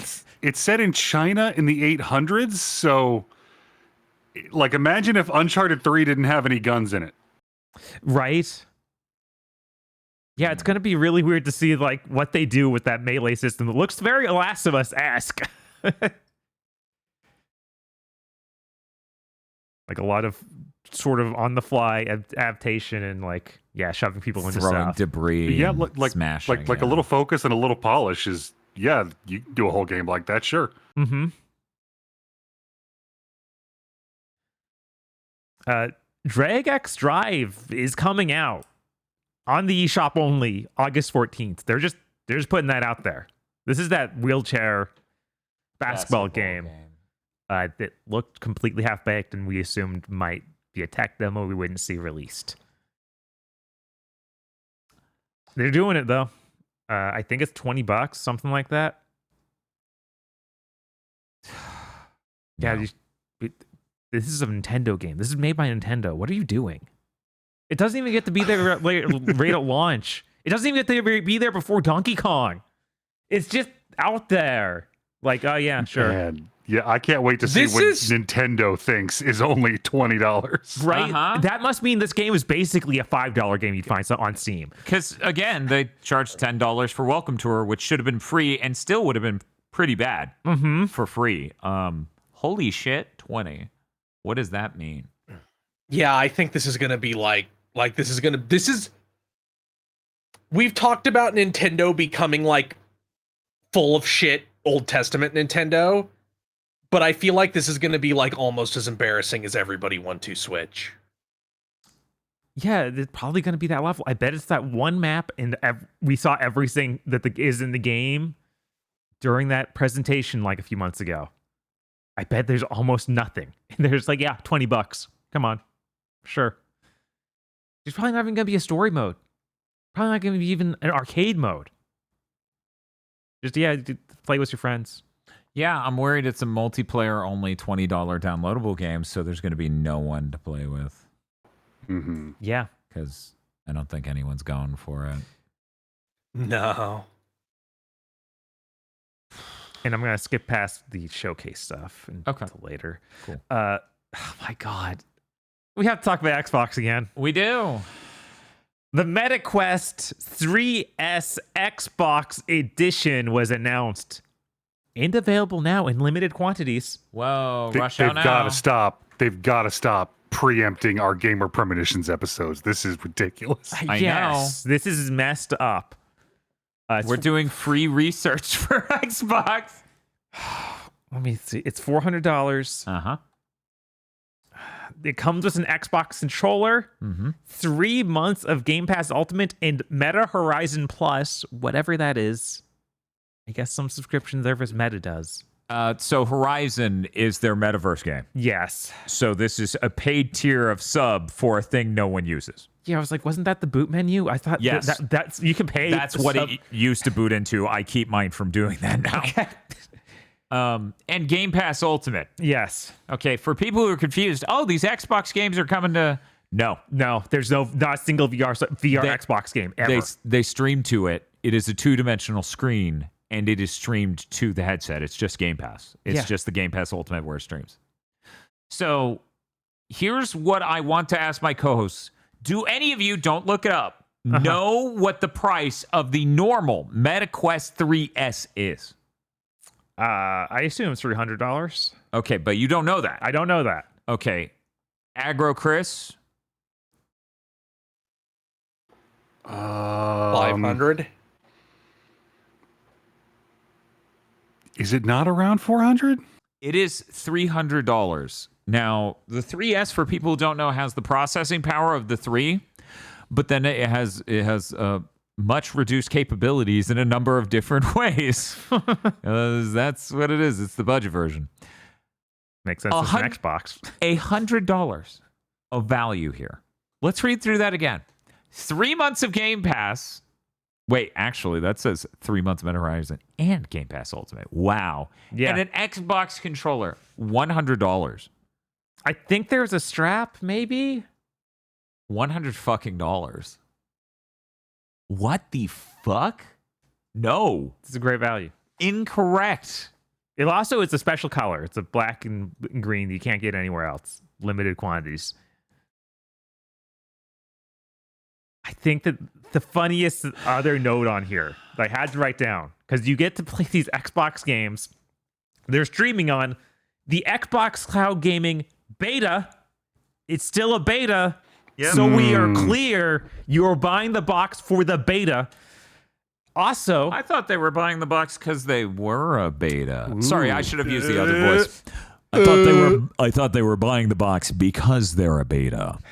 And now you all need to do that again, so that way. A curious sea lion over it. Also, if you are a Game Pass Ultimate member, you can stream select cloud playable games you own, even if they are not included in Game Pass Ultimate. So you might be able to play the game you bought with real money if you also subscribe to Game Pass Ultimate. The best part is no one's making money doing this. Who's this for? Like, Is it literally boardroom- just tech guys who love glazing Xbox? Because that's really what it boardroom feels like. hallucination. Yeah, I don't. That's it. I'm pretty sure, I'm not positive, but I'm pretty sure the idea is that you could actually use an Xbox controller with the original versions of the 3 and 3S with a firmware update. Mm-hmm. Motherfucker, you can find an Xbox controller for less than $100. And I assure you, there's very little value in those other things included. I don't know what you're talking about. 3 months of Game Pass? That's basically $60. Also, you shouldn't own a VR headset and then pay for a streaming service for it to play games Come on, dude. that What? aren't even VR. Yeah, what is... Aggro, how much does Sony charge you to play your PS5 games on a 2D screen in front of your face with the headset? That's got to be like $20 a month, right? I mean, yeah, they just send a guy around to my house and he just takes shit. I figure it's like a barter thing, like a tax dodge. What did they not do that to you? No. Does the Sony guy not come around and take things from your home? No, but that's because I'm famous and rich. Does he have a hat that says Walt Inspector? It's a If he does, you have to trust him. The Sony Computer Entertainment America well instructed. Yeah, the $300 Quest 3S comes with Arkham Shadow. So you're losing out. That's a fun actually game. a VR game. Yeah, and it's fun. It plays on your VR headset. Also, I saw someone in chat describe the Quest 3S as being equivalent to, like, you could describe it as a Quest 2 Pro. That's accurate. It's true. It's built out of a lot of the last gen stuff. Holy shit. Yeah. What a incredible deal. Remind you, they've noted many times in this article I read, this is limited quantity. You better get it fast. I'm very curious about if those are still available. They almost certainly are. They probably will be available for the next 6 months. Yeah, Just a guess. In fact, I was reading this article and I thought to myself, hey, this is more like an ad than an article. That's very interesting. And for some reason, I'm IP blocked from IGN now. I think Microsoft's listening to my microphone. I need to stop narrating everything I read. You're just over here. You're like, hey, I can't help but notice this is more like an ad. No one's home. Bob's just in his house doing this. His neighbor's like, what the fuck is he doing? The weird Italian guy voice again. Why did I move into next door from a guy who thinks he's going to play a mobster? I don't understand. What's with this guy? He keeps yelling, hey, Tony, in the middle of the night. This looks more like an ad than it looks like an article. Let's move on. THQ Nordic is doing a digital event August 1st. Fuck, dude. Beware. We gonna see Full Metal Alchemist again? Oh my god. Probably not. I assume that game just came out and no one noticed. I don't think it. Chat, did the Full Metal Alchemist knockoff come out? Did that happen? Chat?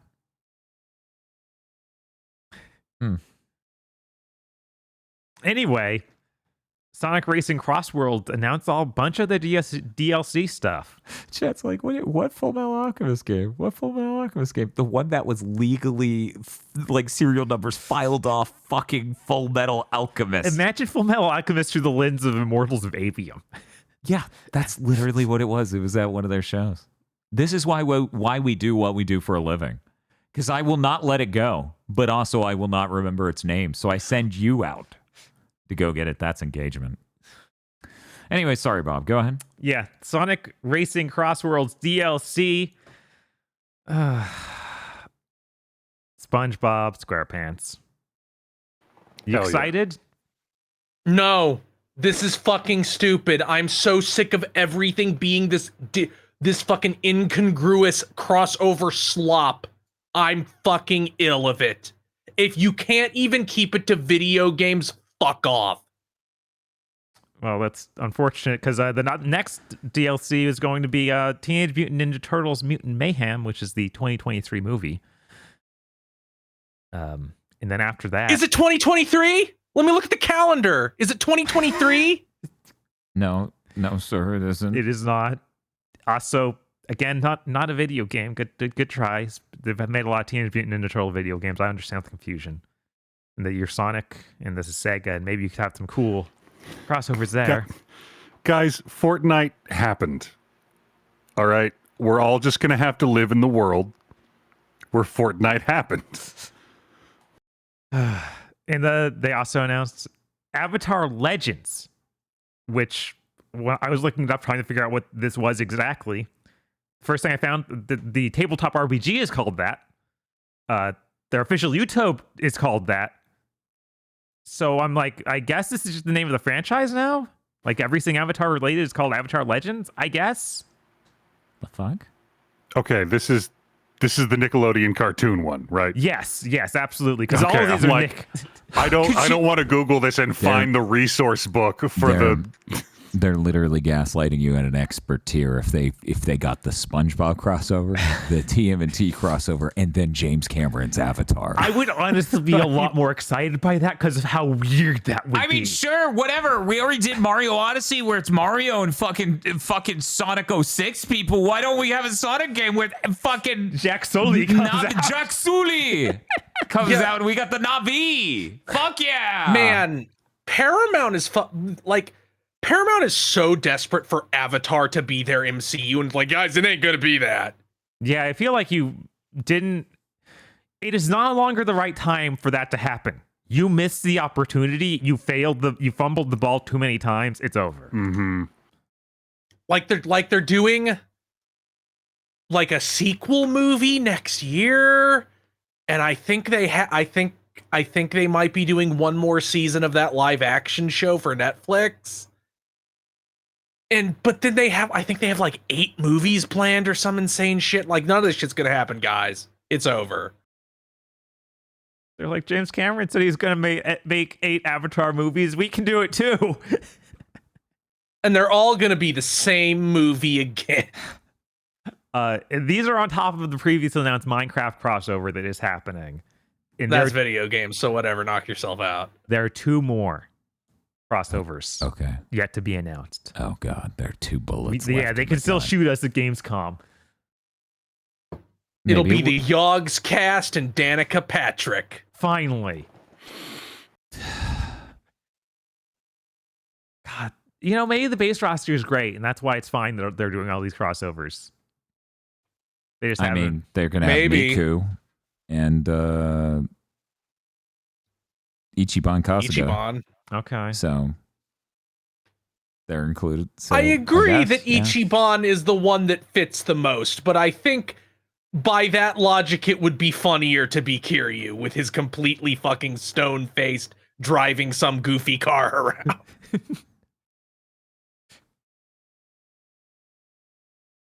around. This is more a notice than a real news story. Hey, Humble Bundle Choice Bundle, which is their subscription service, so you pay each month to get games. Yeah. They're going up from $12 to $15 a month, so cancel that. You probably accidentally signed up for it like 3 months ago to get one game in the bundle and forgot about it. What sort of Yeah, idiot would sign up for a game subscription plan and then forget to turn it off? I No one signed on up this for it podcast. back when you actually got every game and not the weird pick'em system. Mm-hmm. And I kept it a while through the fear of you can never get it back if you cancel. I'm like, I've never played any of these fucking games I've gotten from this. Fuck you, turns off. Yeah. Yeah.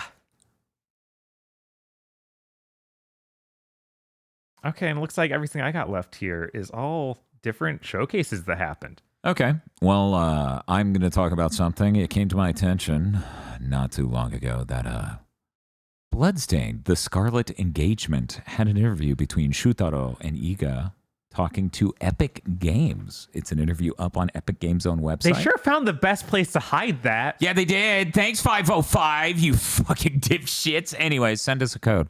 Anyway. You morons, you idiots. Give me You a moron, code. I love you. There are a lot of interesting things in this interview, such as the differences between the 2 main characters, perhaps more magic from one and physicality from another. There is a class-based system in this game. Yeah, the movement will be faster than the last game by approximately halfway through due to numerous things of equipment and the classes potentially raising your speed. They also just blatantly in a way where it's like, ask us this question. And then they slide them the piece of paper. The interviewer's like, so doing a successful Kickstarter got you a lot of money, but it seems like it would take a long time to make all of this stuff. Is that right? And they're like, yes, oh God, we're so fucking thankful we're not crowdfunding again. That was a nightmare. We only started full development on this game 2 years ago. So, yeah, I'm glad they hopefully will never have to crowdfund again. Thanks, Ben Judd. Mm-hmm. It's fine, he's dead now. God, could you imagine? He just fucking croaked and I'm still just yelling, thanks, Ben Judd. Like he's like some horrible relative I had that left a cursed estate to the entire family. Yeah, a lot of the stuff sounds really interesting. And I have many words I could say from it, and I think that would interest you, but I feel like, the new GigaBoots arc is just me not even respecting chat. And instead of saying words about the game to you, I'm just going to be like, yo, look at these 2. You're telling me you're going to go on an adventure with a twink and a grayed old man with a wolf fucking armor? I kind of wish he was one of the playable characters. That's pretty cool. Is he not? No, it's the That's two not pretty the other one? boys. What? Yeah, What? One moment. Am I wrong? pretty sure. Oh, yeah. God damn it. That's right. Oh, my God. Yeah. They get twinker? Yeah. There's Twink and Twinker. 1 second. 1 second. I thought this was a bad thing, but now I'm not so sure. But yeah, having classes is really exciting. Like I have to that's really different. I have to excuse myself. One moment. Let me just stand up. Oh, God, Jesus, that hurt. So, anyways, Bloodstain, the Scarlet Engagement. It's coming out next year. I'm gonna try to remember to leave a link to that in the description. I found how interesting that how little Iga said during the interview was almost all Shutaro, who is the director. So He I is the understand director. It does seem like he can just kind of get out of the way and be like, okay, he talks about it. This is his. He's like, oh, thank God, I'm the producer, and people are treating me like it for once.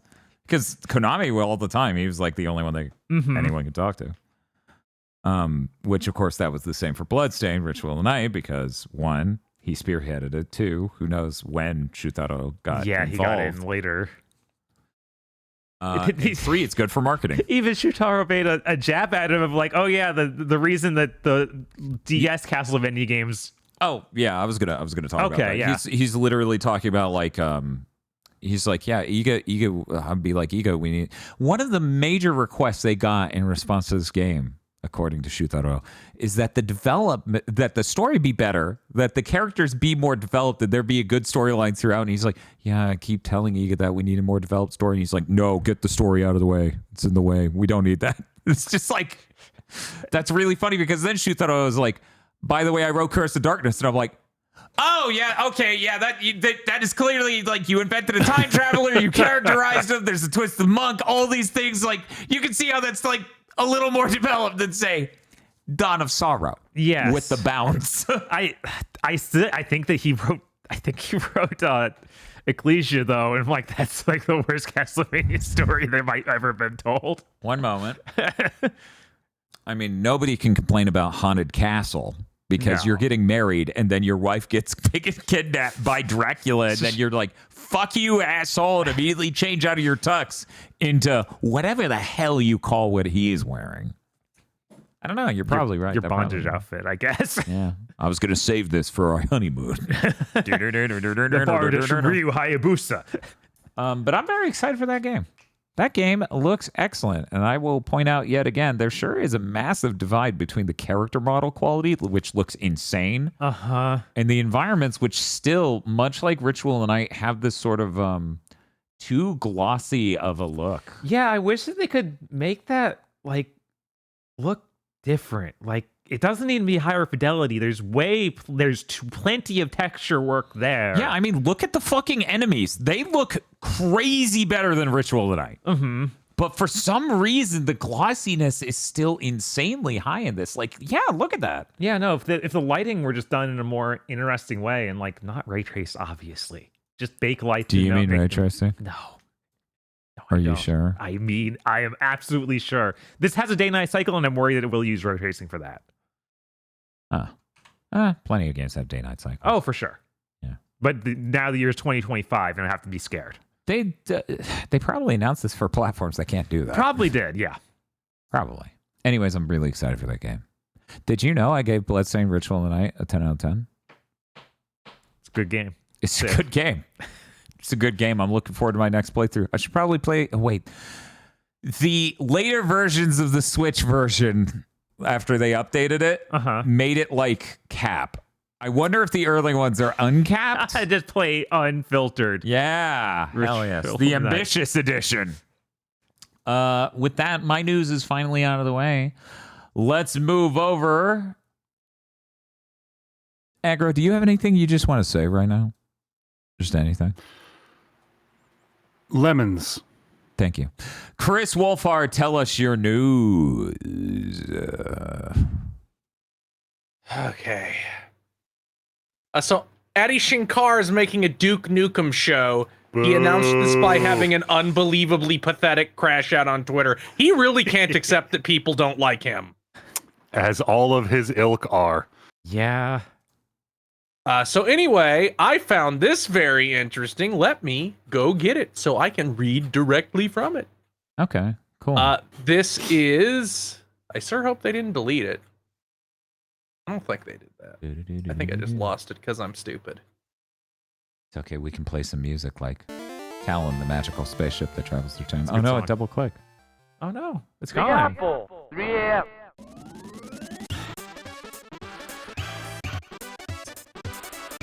This is filler music now. It's exciting. Okay, I got it.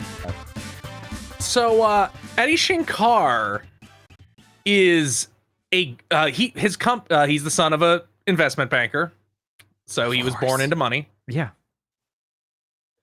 But his company does something called gap financing, which basically means let's say you get money from like an investor to make a movie, and you're like, fuck, we need $2 million more. They won't give it to us. And Adi Shankar runs up and he's like, my company will give you $2 million more if you give me a producer credit. Yep. And that's how it happened. And that is how he has ended up producer on so many things. Nobody allegedly by a Reddit post from 10 years ago before he was relevant at all. So why would they make this shit up? But still allegedly. Everybody in Hollywood hates him because he would do shit like gap finance on Dread and then go around telling people he was a creative force on Dread. Yeah, he does seem like the guy who would do that. Which is why he is now in the fucking Netflix gaming IP mines, because nobody in actual Hollywood wants anything to do with him anymore. Shocking. So if this show ever comes out, which is very doubtful, like it took him 7 years to get that DMC show out the door. Yeah, it's ludicrous. The only reason Castlevania went so fast is because he wasn't actually involved with it. Yeah, it'll be bad if it happens, but I bet it doesn't. I think that Reddit post that was alleging those things was also like, the only thing I learned being an intern under Adi Shankar is what drugs he uses. Yeah, of course. Yeah, and what women he demeans looks like, because he's like, I fucked this slut last night, and it's like, yeah, I can look at the guy and know that that's how he is. Yeah. Really? Sometimes you really can judge a book by its cover. No, he seems like a real softie, real sympathetic type. I don't know. I guess I'm just Hellblade bad 2 is coming to PS5. It will have a performance mode. Thanks for beta testing, X-Cucks. Yeah, thanks for beta testing, X-Cucks. Yeah. But like, imagine I said it first, because that's how it's going to be in the YouTube short.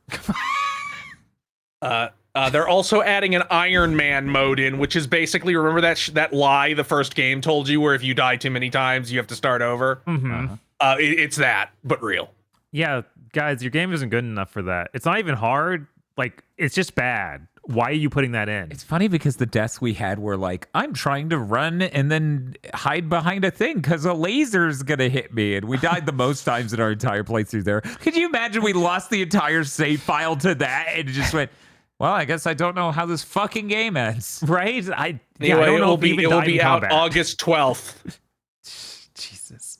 Nobody will buy it. No. Nobody bought it even when it came out the first time. So Overwatch gave fucking Sombra a highlight intro that is just a recreation of the Computer Kid gif, where he's typing at the computer and then he looks at the camera and thumbs up. Uh-huh. Bob's fucking cheeseburger premonition in our Overwatch 2 gamer premonitions is gonna, they're gonna give fucking Kiriko a cat girl skin where she has a cheeseburger, and Bob's gonna be grinning ear to ear the entire Big Things Dimension that week. I think she's going to somehow become Young Cat. She's going to be Pop-Tart coated. Yes. That could happen. I think that's where it's at. Just shut the game down. Just shut it down. I don't know. This is pretty funny. I need Soldier 76. 76 to say you're the man now, dog. I need it. I need it now. No, he's right. He's right this time. He's not always right, but he's right this time. Like I said on Twitter, Blizzard, the time has come. If you want to go goon for goon with Marvel rivals, it's time to just add Imperator Whitemane to Overwatch. Just port her in from World of Warcraft.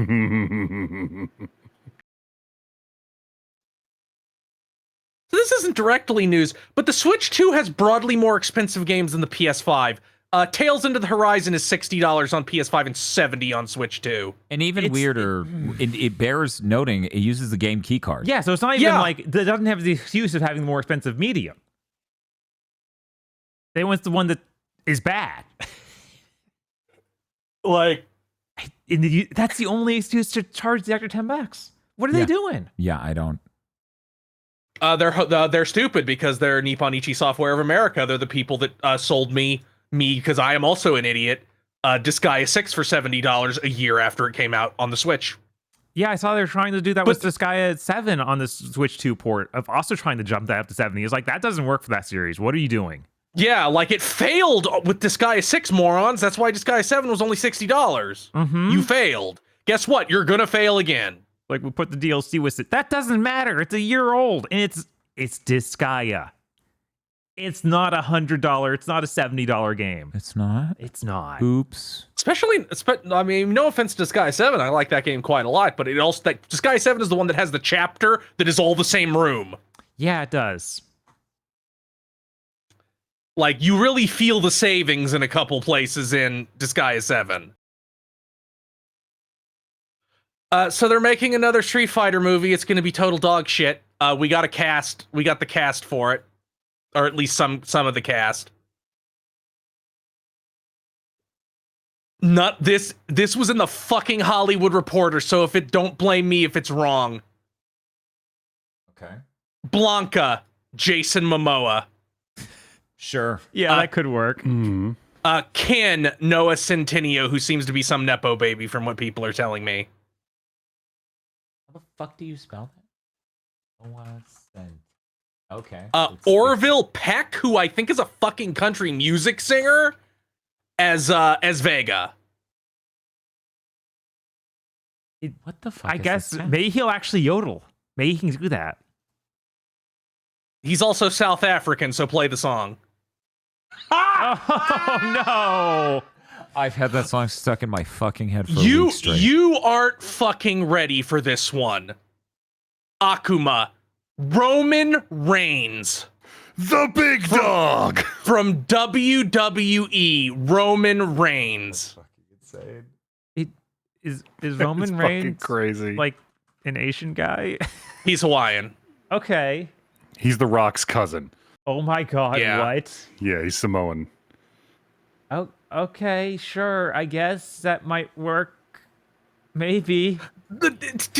It's Roman Reigns. I'm gonna look at it and just think of that meme where he's asking the guy in the park if he's a pedophile, where he's like stanced up with his hands on his hips and is like, I see you following children at the park. I assume you're also a fan of Persona. What is any of this? Like, it's gonna be impossible for me not to think that. Ryu is Andrew Koji. I don't know who that is.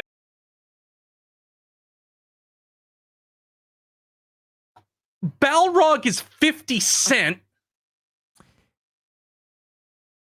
No, but okay. Sure. 50 Cent is 50. Do we not have anybody that is younger than that can be characters in movies now? I mean, No. I assume if they're going with 50-year-old 50 Cent, they're going with a later part in the timeline, and he's going to be like Dad 50 Cent with Ed. But the guy playing Akuma is 40. Oh my god, I don't know. Like, it's just that we don't have actors anymore because people. we defunded the arts. Three people in chat all like Michael B. Jordan right there. Right there. Yeah, he fucking did the Creed movies. Right. It would have made infinitely more sense. He's too expensive, but you have 50 Cent. That can't be cheap. A lot cheaper than Michael B. Jordan. It's not even close. That's true. He is, And Chun-Li will be Kalina Liang, who has never done shit really. I hope she's a She good was stunt in- actress or has She was insanely a defined movie- thighs. She was in a movie called Bad Genius last year, and is also in a movie called Presence last year. I don't know what either of those are. What was her name again? Kalina Liang. I think both of those movies she was in that I listed were Netflix movies. Oh, those aren't movies. I hope that's wrong. Those aren't movies. We can't keep pretending they are. Bob, bad news. There's not a single full body photo. I do not know what the Chun-Li thigh situation is. Maybe they'll do prosthetics. I'm sorry. She's just going to have to never leave the gym again until the filming starts. It's true. And even then, she's going there right after the takes are Right. done. They better get like Arnold there or something. She's getting shots directly into the thighs to juice them up. She's like, please, this is a horrible nightmare.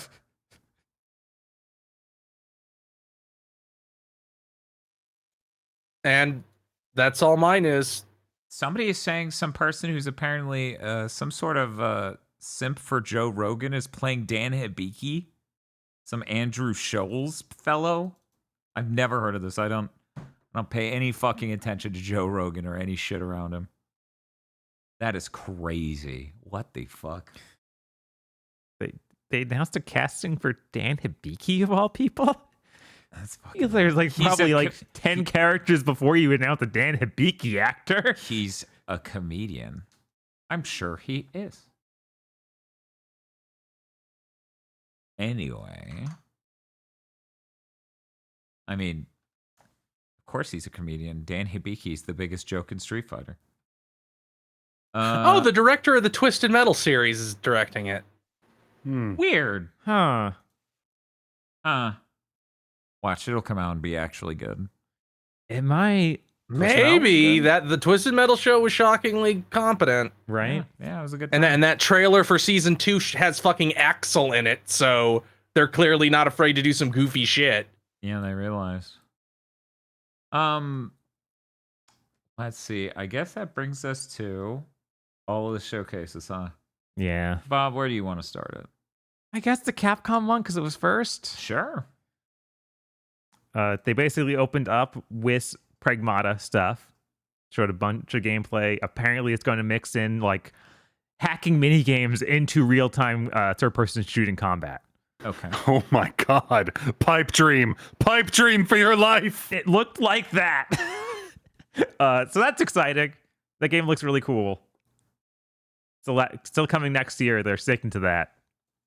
It's a good bit. It is a good bit. Timeless bit. I think they named the robot girl. She's like Diane or something. Yeah. They named her in the earlier trailer. Oh, did they? Yeah. Hmm. Okay. They made a big deal of it in the new trailer, Yeah. so I thought It's a moon thing. Get it? No, he doesn't. Or I guess they whatever. I hate that my brain goes Saget.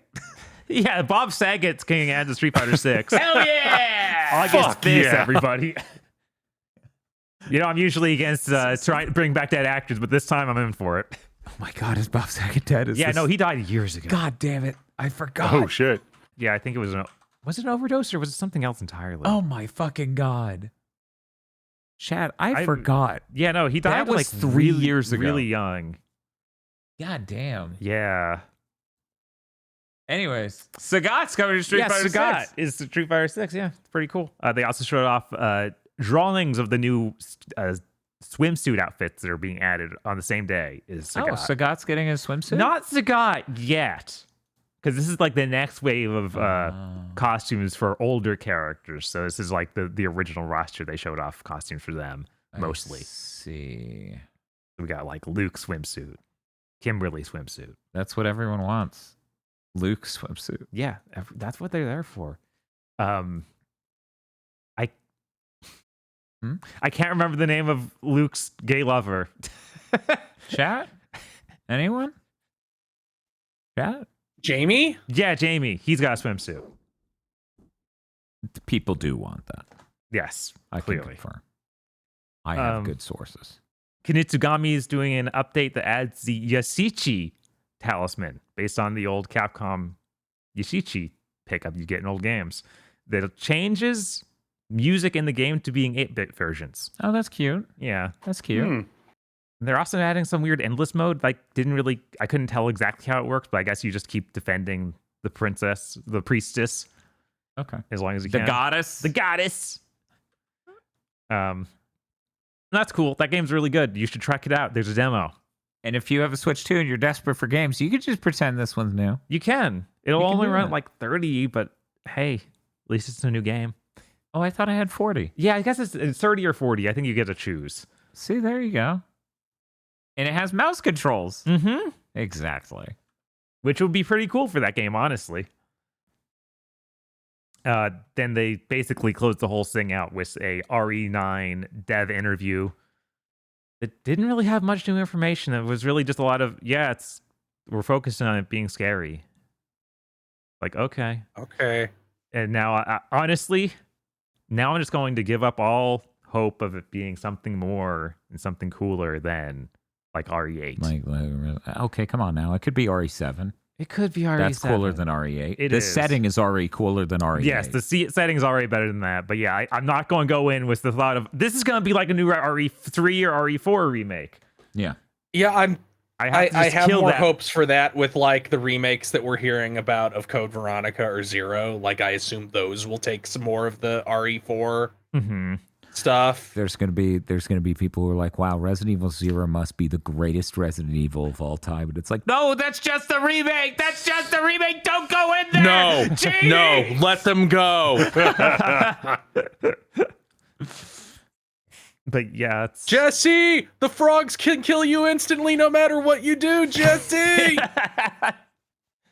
There's no storage boxes. Items just persist wherever you leave them. You have to pick somewhere where you can keep getting back to, Jesse. oh my god. I'm so excited to finally play through it. Yeah, that's gonna be great. Also, for this, we have to play through Resident Evil Outbreak It's at some true, point in 'cause time on our stream. They do have like direct references you play as a descendant of. Probably a child of. Yes. But it's a child of a many years? descendant. Sure. But when I talk about my parents, I don't go, my ancestor. Yes. You could though. My forefather. No, that's just father. Why are you using these weird words?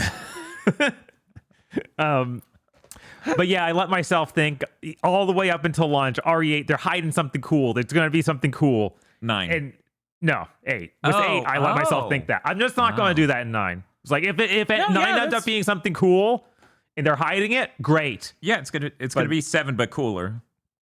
But yeah, as of right now, I'm like, yep, it's probably going to be more like 7 and 8. And I'm like, I don't care, man. Dude, I'm here for the bang wahoo Resident Evil. One of these games was good. 7 was good. 8 is not a good game. No. There's a reason I stopped playing during that stream. I didn't want to bum anyone out who's having a good time watching or you playing because I'm like, no, fuck this. I would drop this. I'm glad that people enjoy it, but I hope to God this is more like 7 than 8. I have to accept that I am a charlatan and I don't give a shit about Resident Evil being scary. I want to shoot somebody in the face and then do a spin kick on them. Yeah, Like that's what Bob wants too. I'm not Right. like I'm not interested in a Resident Evil where I'm doing like PS1 style. Well, save your ammo, shoot them this many times. You can't really do anything but just shoot them and maneuver around them. Like I'm kind of tired of that. Sorry.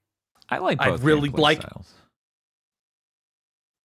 I don't like 8 though. I think they're fine, but like I'm not going to be there day one. I would be there day one for an RE4 style game. Mm-hmm. Yeah, to me, that's absolutely what Resident Evil became, and that's what I'm excited for. And these are just like, yeah, that's okay, I guess. Yeah, I mean, that's a good point. Crow Country, everyone enjoyed. Yeah. And that's clearly more the old school Resident Evil Yeah. style. I think there's the capacity for this to be a truly great one. I also think it could be 8 somehow. And that would really bum me out. Then the main Capcom showcase ended, and they went into a gigantic 30-minute showcase for Monster Hunter Wilds, and I don't know anything about the game. I didn't watch it. Okay. Well, we have more game that we can go play. I just have to get through Dynasty Warriors Origins real quick. Yeah, real quick, just 50 hours, shove that in there, and it'll be done real quick. Yeah. Then we also had the Arc System Works showcase, which was hyped up. This thing is going to have the new project from Daisuke Ishiwatari, or as they wrote it on accident, Taisuke Ishiwatari. Oh.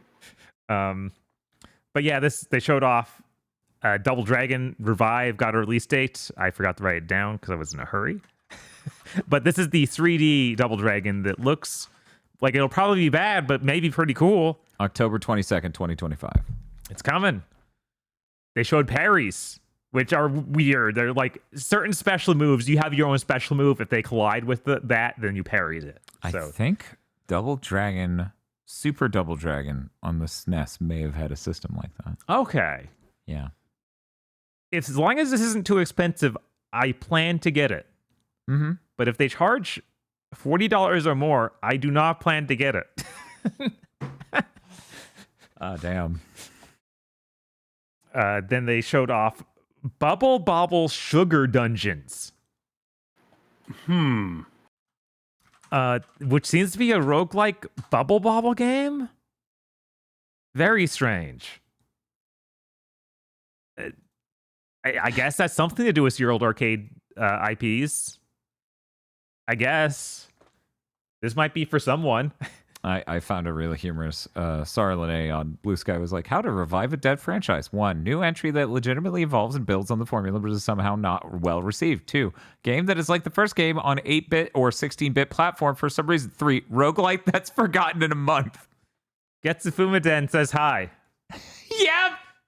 Man, I really thought that was an indication they were going to do anything with that IP or even older games in general. Getsufuma is so cool.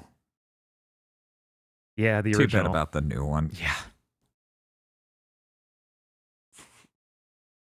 And then we heard about Daisuke Ishiwatari's new project. What is it? It is called Daemon and Baby? Damon? Damon? Is it just the name Damon? I guess. One moment. What a name. Okay. Yeah. Which is designed to be a mid-tier game. The whole idea is, this is building up staff because working on these big AAA games and stuff isn't good for that. Weird. So it's a mid-tier top-down twin-stick shooter. It doesn't look very good.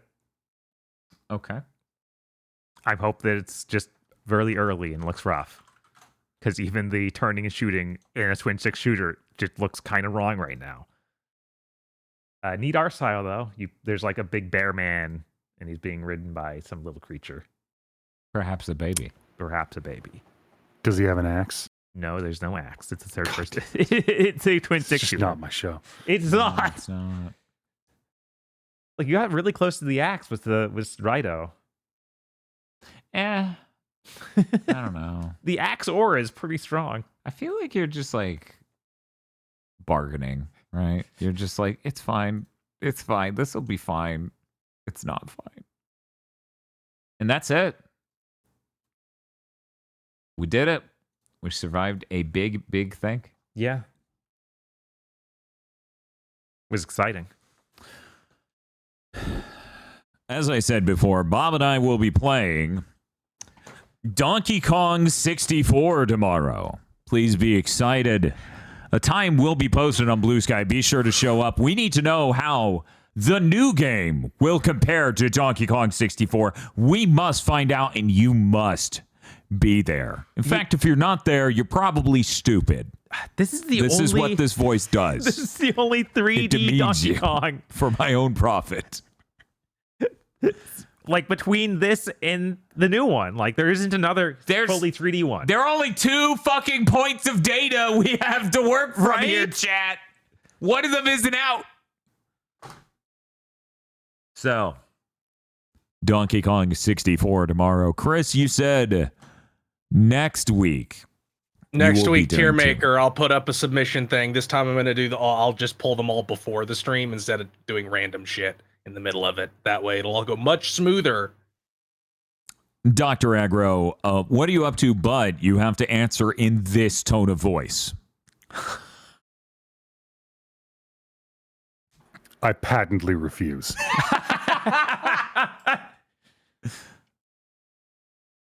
He just can't do the voice. Please? I will not.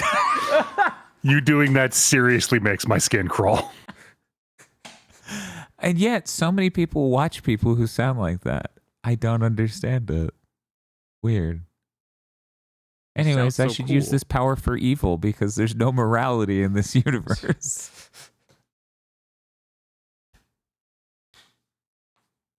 I look at chat. I can only see the 3 most recent things. And I see another reason why the Mister is based. The fuck's going on in chat? That has nothing to do with it. Is it because it sounds like a trailer voiceover? No, that's a completely different voice. People are not good at voices in chat, I'm noticing. No. I feel mean, like last week they these are- thought we were your Vox. Yeah, I did a Stallone impersonation last week. Somebody was like, is this a Vox bit? And I'm like, no, it's based on Rocky. You may have heard of Rocky. Anyways, that's it. We're ending the show. Forever. Bob and I are getting a divorce. And it's because you didn't show up for tomorrow's stream. This is rough. Can't believe you did this. I have one last thing to say. Oh. Fuck Apple. I had to buy a wireless charger because my fucking iPhone doesn't charge with a cable anymore.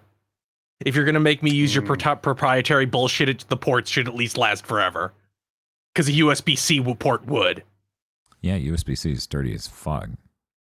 Yeah, that's, I've mentioned this many times for years now. The only reason I can see upgrading this phone is for a USB-C so I can charge on cables I have all around me instead of really stupid proprietary shit. Uh-huh.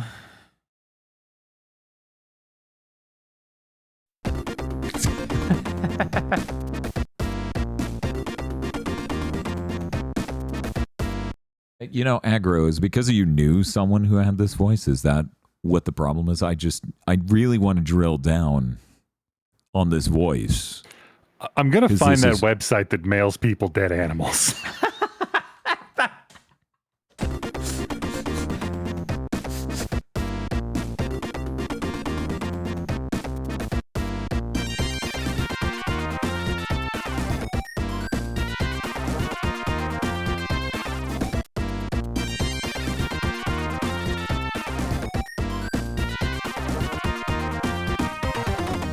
Thank you very much for listening to this episode of Big Thing to Mention. Big Thing to Mention, I actually know a lot about this. It is only possible because of you and your support over at patreon.com/gbpodcast. In fact, if you don't do that, that will actually cause the collapse of the entire podcast industry. You have to go over there, patreon.com/gbpodcast. If you don't, well, that's stupid. You're stupid. The voice makes me say these things.